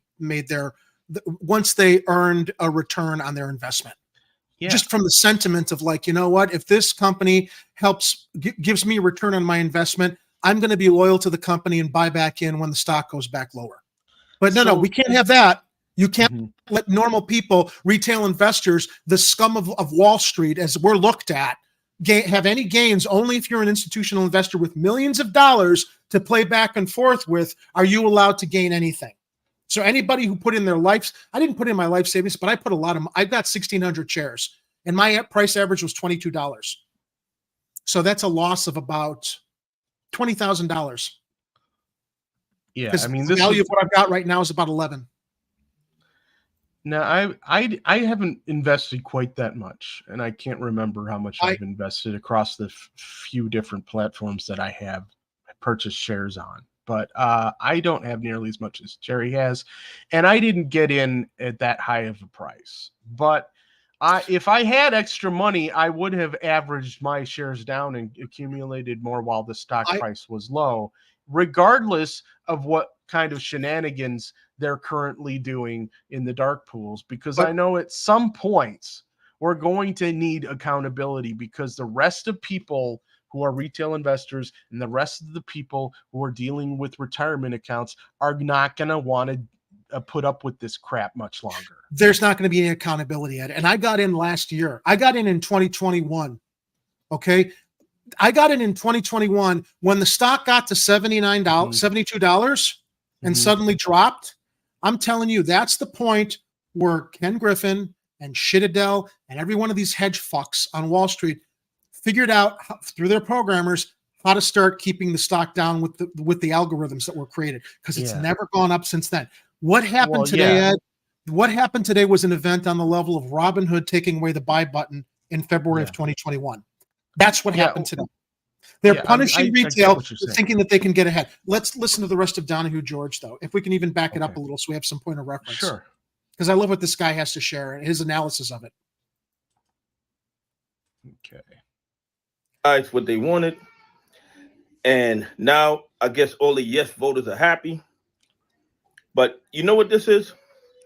This is a cleanup operation. And I'm not telling you to buy, hold, or sell AMC. I'm not telling you to buy, hold, or sell A. I'm telling you that this is a cleanup operation. This 10-to-1 reverse split is how they are going to hide all the fraud and corruption they've been doing to us for the last 30 months. Okay? All the naked shorts, all the dog pool abuse, everything is going to get disappeared into that black. The closed captioning said dog pool, but he said dark pool. We figured it out. Yeah. Yeah. Okay. Just everything is going to get disappeared into that 10-to-1 reverse split. Yeah. I mean, there's nothing nobody could tell me that this isn't a cleanup operation. And I really didn't expect Judge Zern to make that decision, but it is what it is. And maybe some people are going to appeal it to the Delaware Supreme Court. I don't know. But these bad actors, in my opinion, now have the leeway to clean up and hide a majority of the fraud and corruption that they've been doing to us for the last 30 months.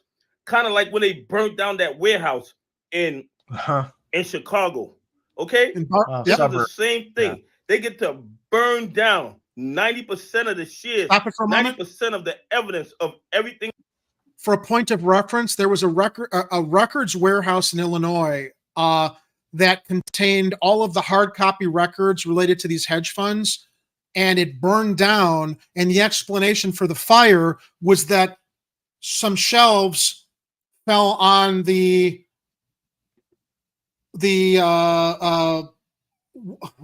sprinkler system, which is why the sprinklers in this state-of-the-art facility go off and save this facility from burning all these records. Shelves knocked down, sprinklers.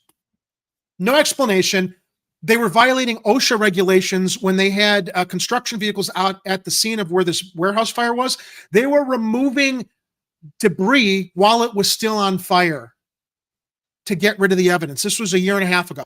That's what he's referencing there. And everybody was just like, oh yeah, okay. So, I mean, I don't know. I don't understand why there aren't digital records that support all the physical evidence that was there, the paper records in this warehouse.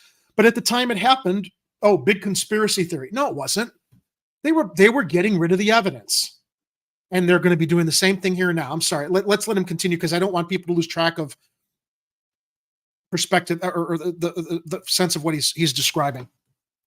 This is the same thing. They get to burn down 90% of the shares, 90% of the evidence of everything they've been doing for the last 30 months. Yo, I am very upset.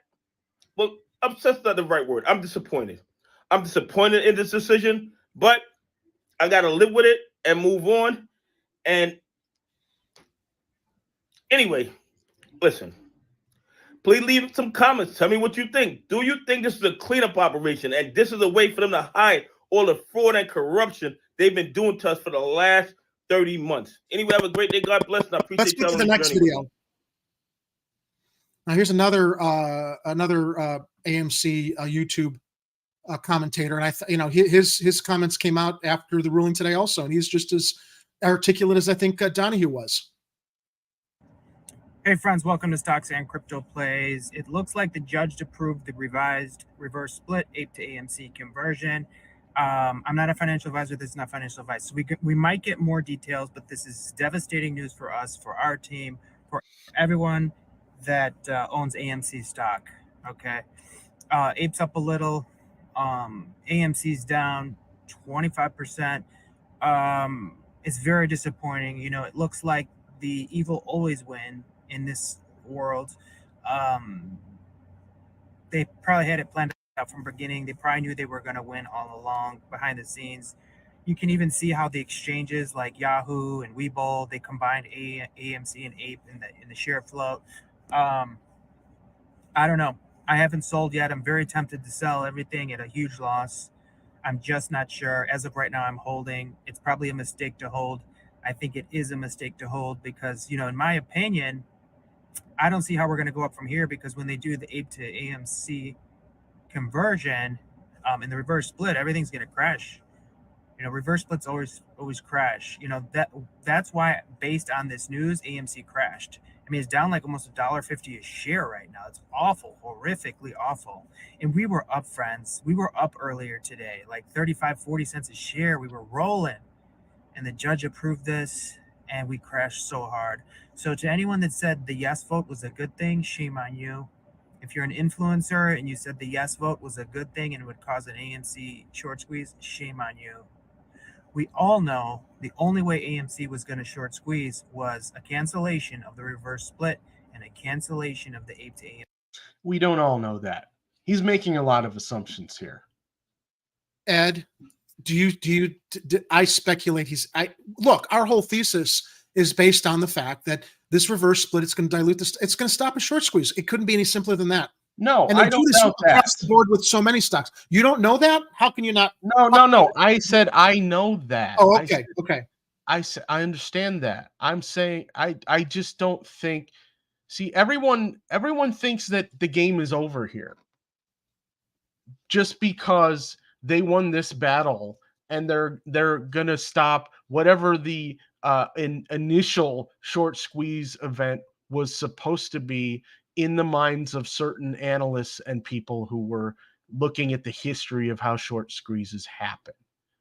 Now I mean, some people are tired of They've managed to move the goalpost, Ed, for 2 years. Okay, and that's why at this point I don't want to throw in the towel. But to your point, the only thing I think that could potentially halt anything or slow anything down is an appeal.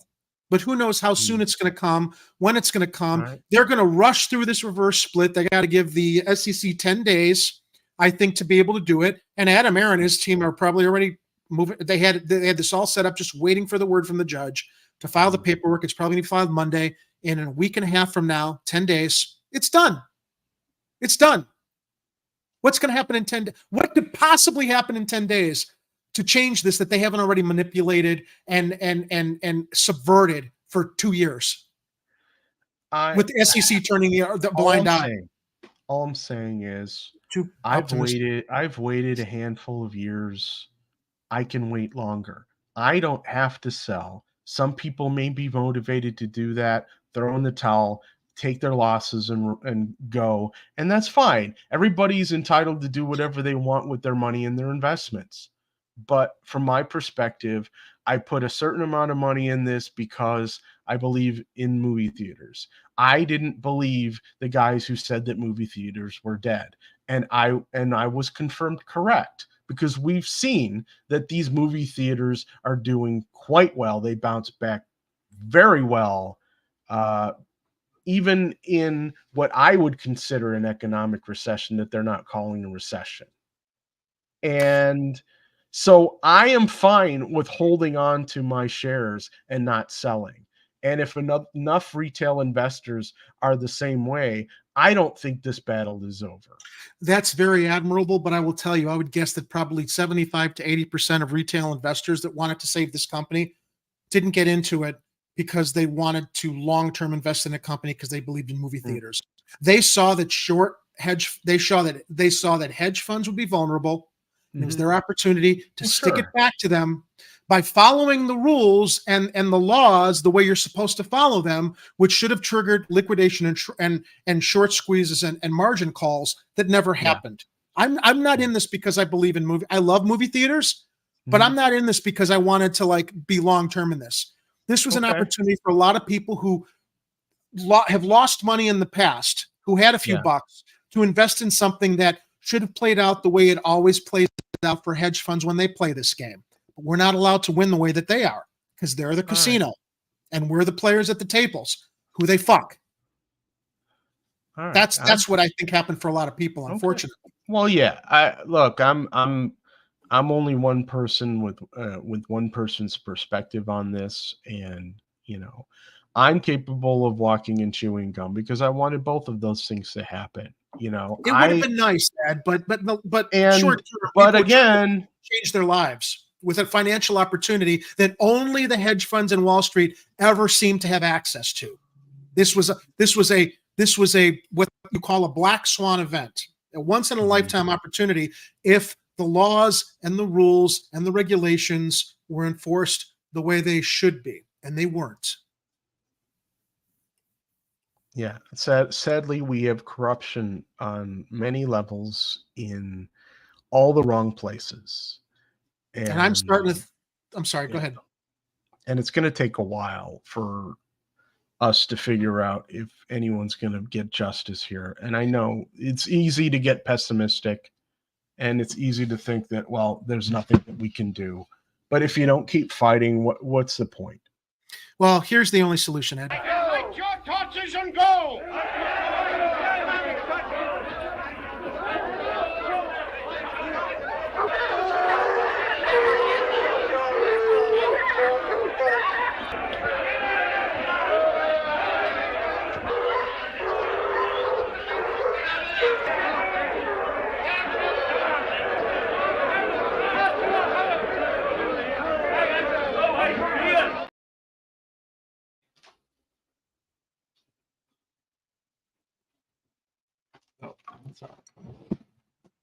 That was fun.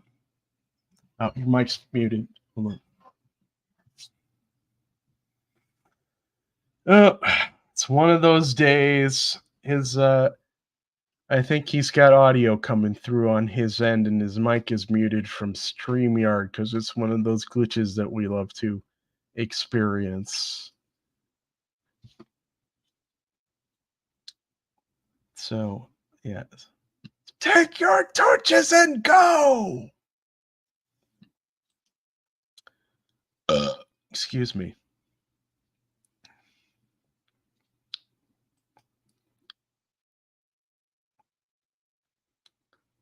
Yeah, it is a bit of a long clip there. It's taken... That's amazing on how long it takes for it to unmute your microphone, though. That's so weird. Oh, he's back. Yeah. What I was saying was I wish we could have seen or heard you while we were actually playing that clip. But yeah, I've got the network traffic off with Little Snitch, but I've still got a problem here. But let's listen to the rest of this guy, and then we can move on. Yeah. Just let him make the rest of his point here. Let's let it play to the end, because he's goes a little long, but I think he covers a lot of important points that don't just affect our AMC stock, but everybody's stock and what everybody should be aware of. You're investing in the market in the future as you continue to invest in the market. Right. So I'm feeling as disappointed as ever.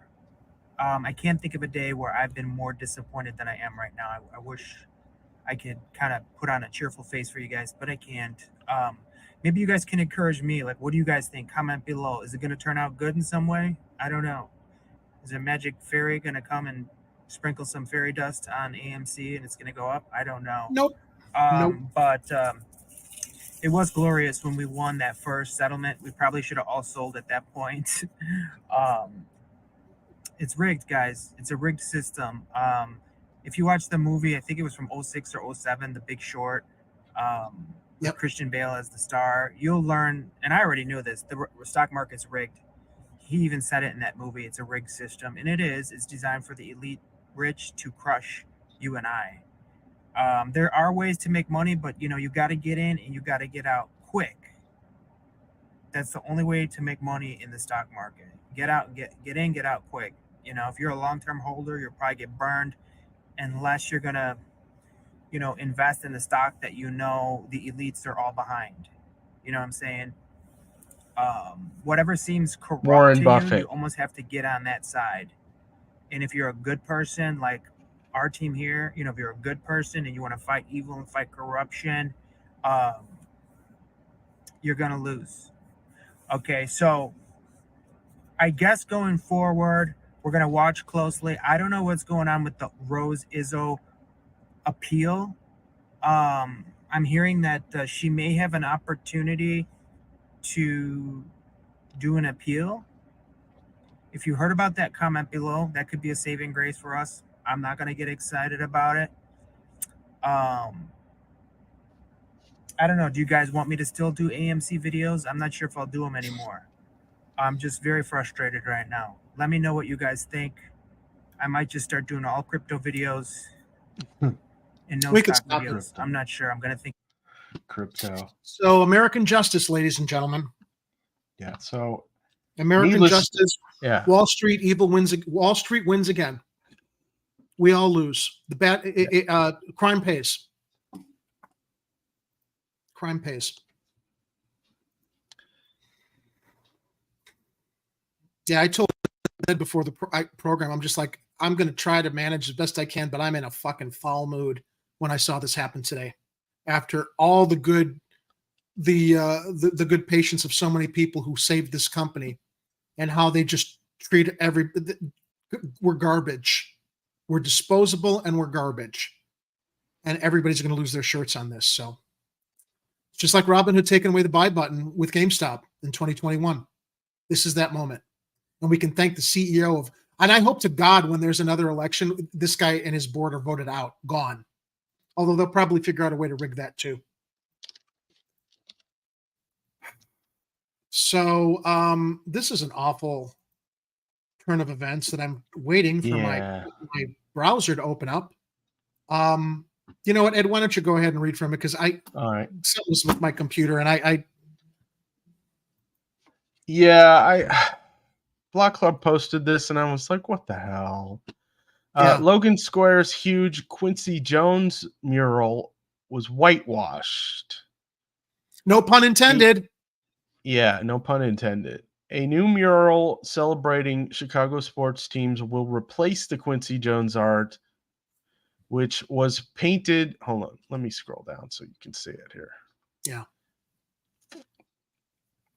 Which was painted by Argentinian street artist Cobre in 2019. A massive mural honoring music legend Quincy Jones was painted over this week, but a new mural will soon replace this. Okay, yeah. So why? For example, let me give you an example of why this is dumb. Okay. If you, let's say you're the Sistine Chapel, and you guys know how the Sistine Chapel has that gigantic mural in its ceiling, right? Well, you know, it's starting to deteriorate and break down and stuff. I guess let's just paint white over it and then put a new mural up. Scroll down, Ed, so people can see what the Quincy Jones mural looked like before they started to destroy it. Yeah, let's take a look here. Wow. Replace that. Looks fine to me.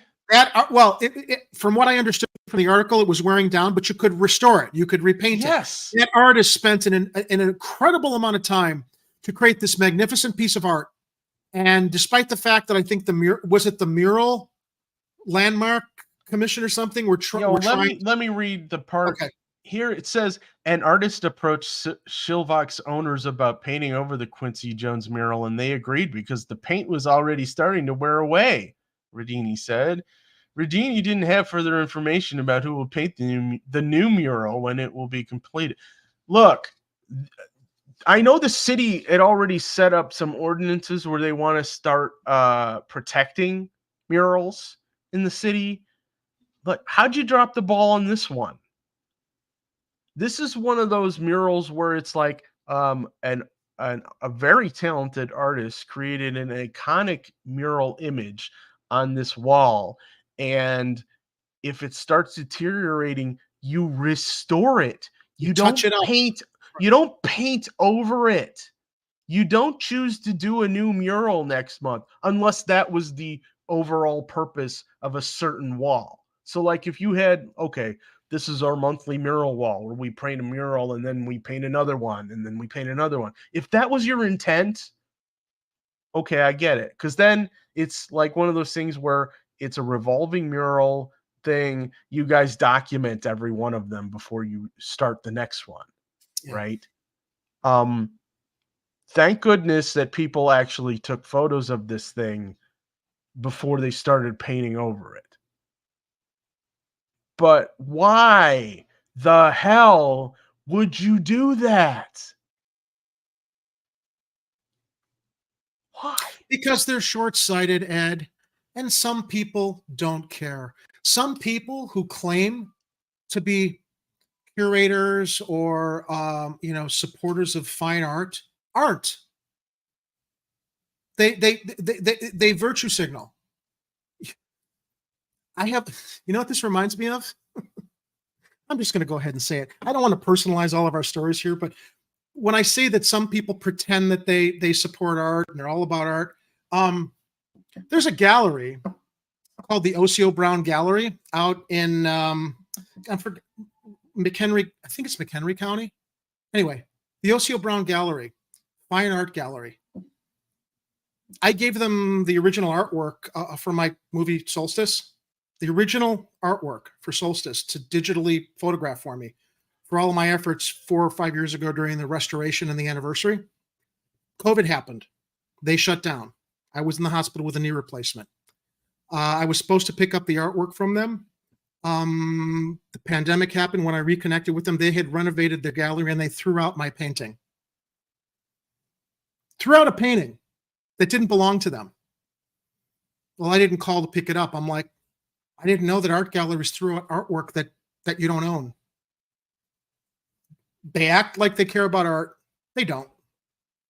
Yeah. Just like the guy who owns this wall. They're pretending they care about artwork. They don't. It's in the moment that it's convenient for them.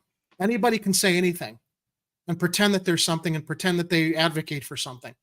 But unfortunately, a lot of people show you who they are.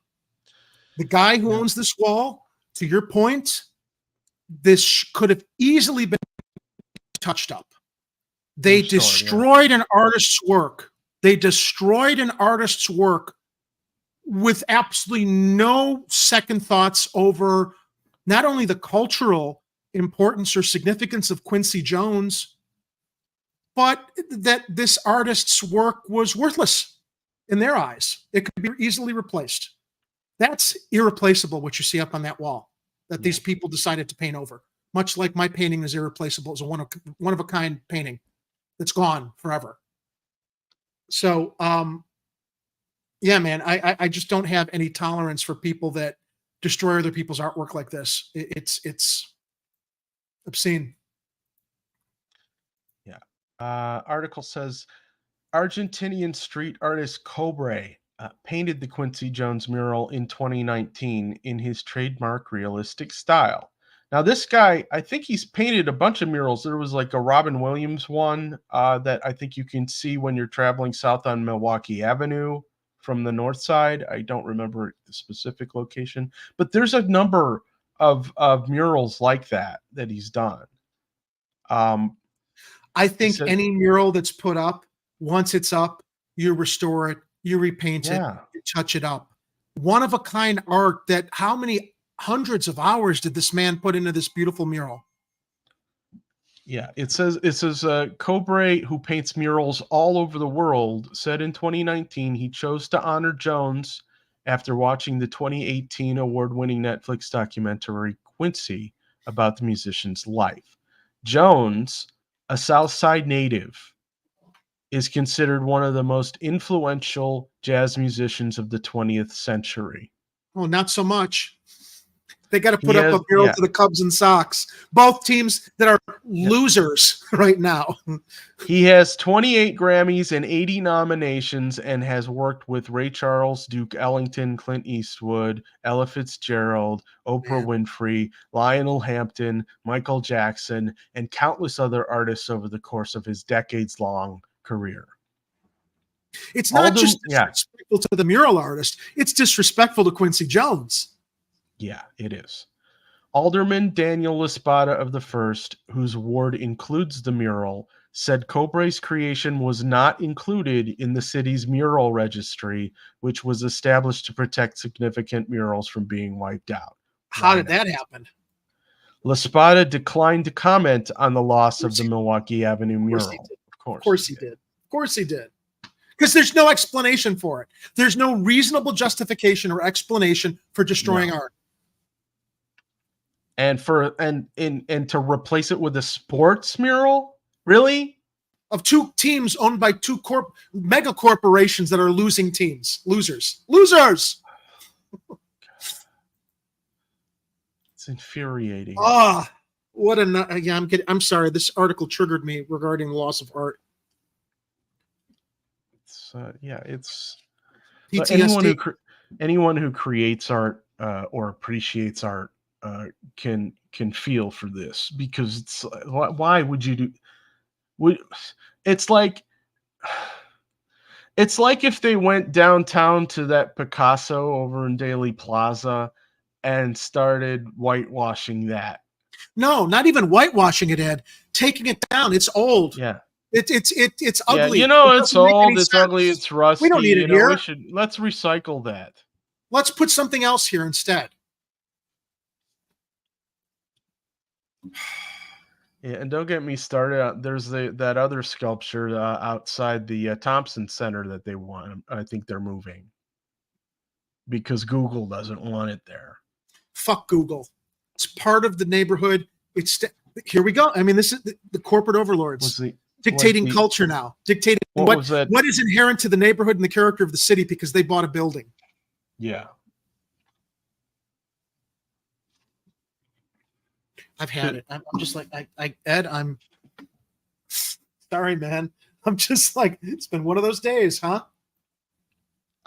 Yeah, it's been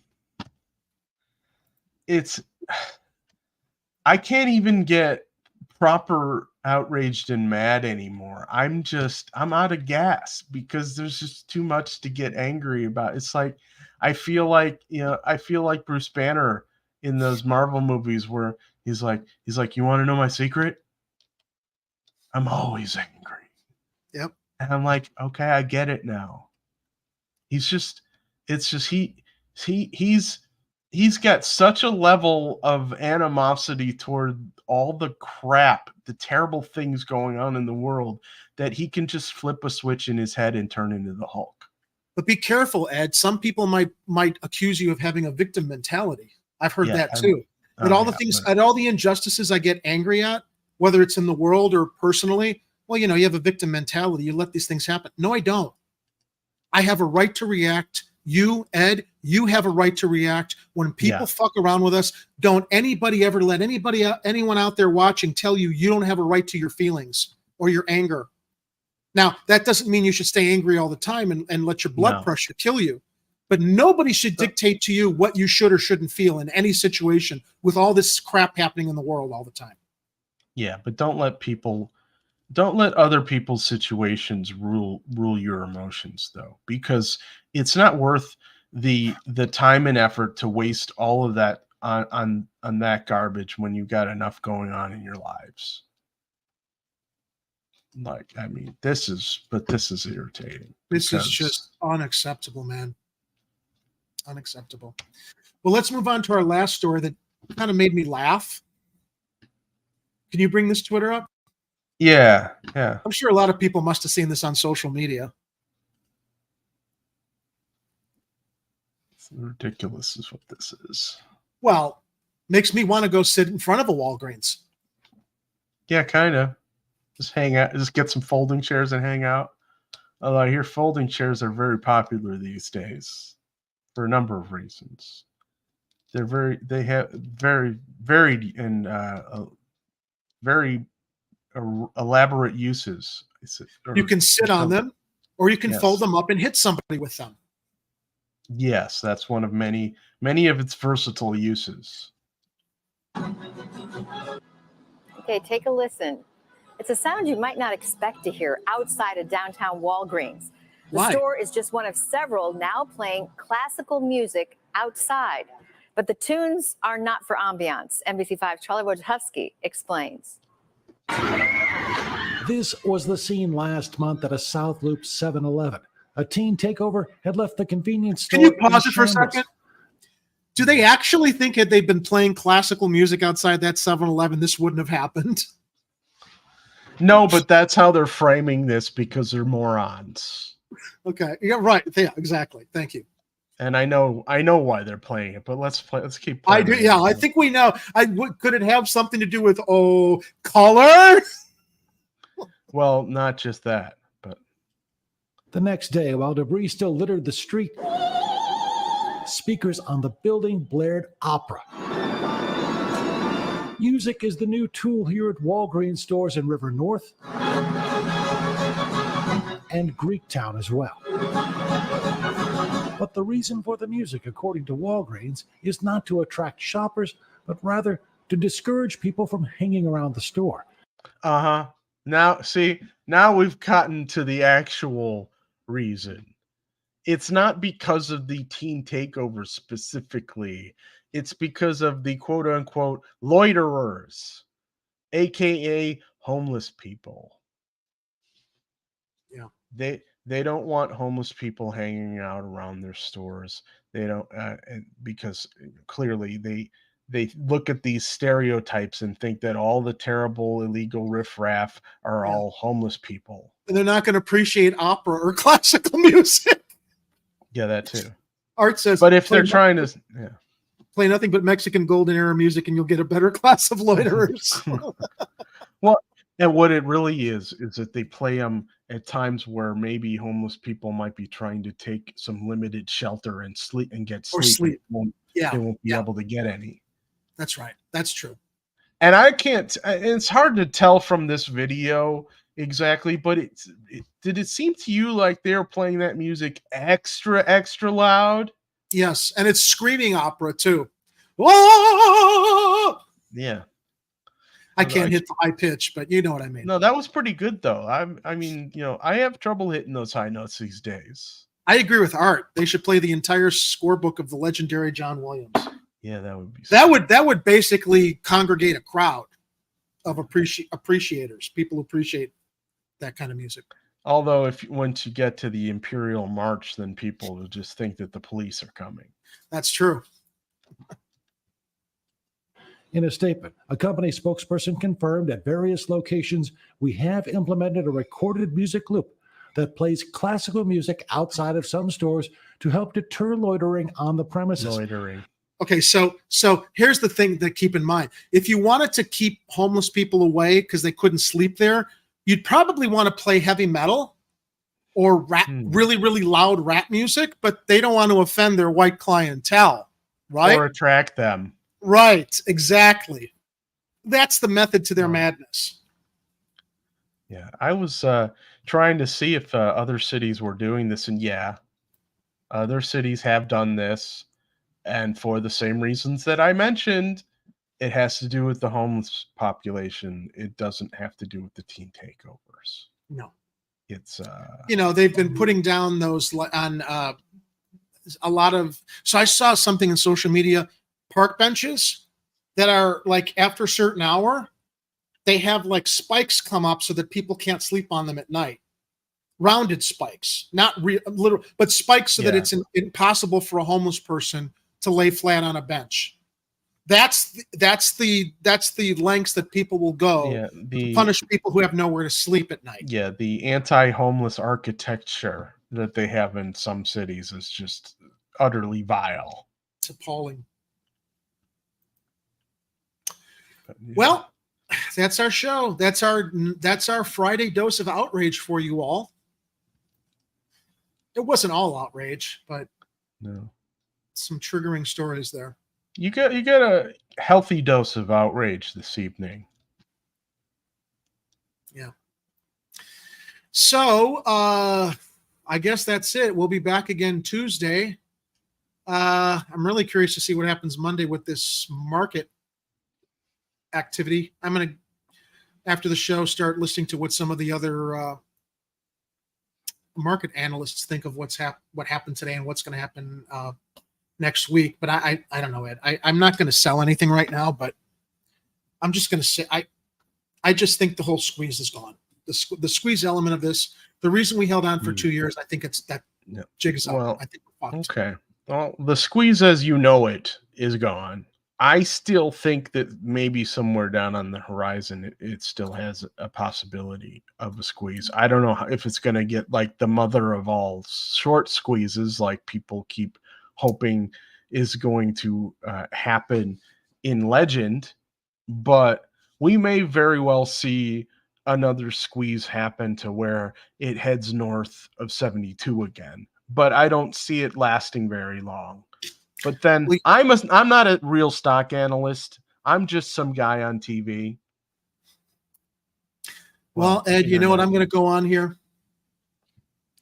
I was wrong about Jamal Green. You were right about Brandon Johnson. I hope I'm wrong again, and I hope you're right. Yeah. So I guess we'll just have to leave it at that. Yeah. I sincerely do. Yeah. I could be short-sighted about this because I'm so emotionally crushed by like everybody waiting and being patient and doing the best they could to band together, not only to get a return on their investment, but expose the corruption that's there that just seems to be rewarded now. Well, and it's absolutely reasonable that emotions are going to be running high in the retail investor cosmos. Cosmos, I don't know. What do we call ourselves? Community. Yeah. Community. So, but I'm like, look, I mean, we're gonna have ups and downs. We're gonna have a whole lot of shenanigans continue, and we don't know how much longer it's gonna be. But Oreo just reminded me that we have to do this thing called self-promotion. Yes. And if you'd like to see more wonderful content where Oreo sticks his head in the camera and you enjoy that content immensely, we invite you to be a Patreon supporter for Chicago Corner, you can head over to patreon.com/Chicago Corner, and you can be a monthly supporter of our show, which would be really great. Which reminds me, I was able to cash out our $35 on Patreon. Thank you, everybody. Thank I you. went over to Google AdSense, and guess what? Our $147 posted, which is beyond our $100 threshold on the 12th. Okay. But they don't transfer to our bank account until the 21st. Oh, God. So they're sitting on it for like another 2 weeks Another to 10 earn days off of it. Yeah. That's Google. They will hold your money as long as they can to earn all the not that we'd make. How do we charge them interest for having our money? Well, here's the thing. We're not going to earn a lot of interest in our banks, but when you consider the millions of broadcasters on YouTube, that's a lot of interest for Google to sit on. Until we earned it, it's done. They're holding it from us so that they can generate interest off of the millions of YouTube streamers that earn the same or more revenue or more. So anyway. Yeah. But okay. And if you don't want to be a monthly Patreon supporter, you can also buy some of our wonderful merch in our brand new merch store at chicagocornertv.com/shop. You also have the opportunity, if you just want to make a one-time donation, you can do it through that shop as well. But I would really recommend people own a part of the show by getting some merch. You can get the coffee cups, the Oreo coffee cups, the T-shirts, the pint glass with me with my laser eyes, and Oreo, my minion, with his laser eyes, living rent-free in somebody's head who we won't mention. There's a lot of fun stuff there. And there's also the Chuck the Alien pizza delivery T-shirt that Ed created. So own a part of Chicago Corner, and you're also supporting the channel by owning any of the fine merchandise at that link below. Yeah, which I'm trying to get to, but it looks like I'm having a little bit of a delay on my side trying to get to the location. Let me see if I got the actual. No, my web browser is being really uncooperative right now, but that's okay. Misbehaving too, huh? But yeah, so look, if you're having trouble getting to the shop through that link, just go to chicagocornertv.com and there should be a link directly to the Fourth Wall shop. And with that, Ed, I want to thank you. Ed will be guiding the ship on Tuesday. And until then, thank you, Ed. I want to tell everyone else out there, thank you so much for tuning in tonight. And as you go into the weekend, as always, I implore you to be careful, be safe, be vigilant, watch out for each other. And remember, if it's happening on the streets, you'll hear about it here on Chicago Corner. So until we meet again, ladies and gentlemen, please stay safe. And we will see you again on Tuesday. Good night, everybody. Stay safe. Don't let me find you out here again. We're trying to help you. I don't need help. What gives you the right? What's the difference between you and me? I'm not wearing hockey pads.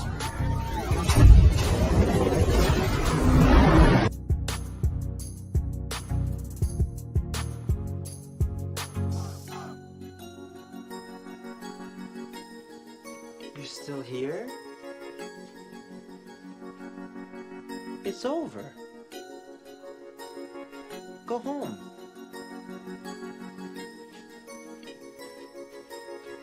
Go.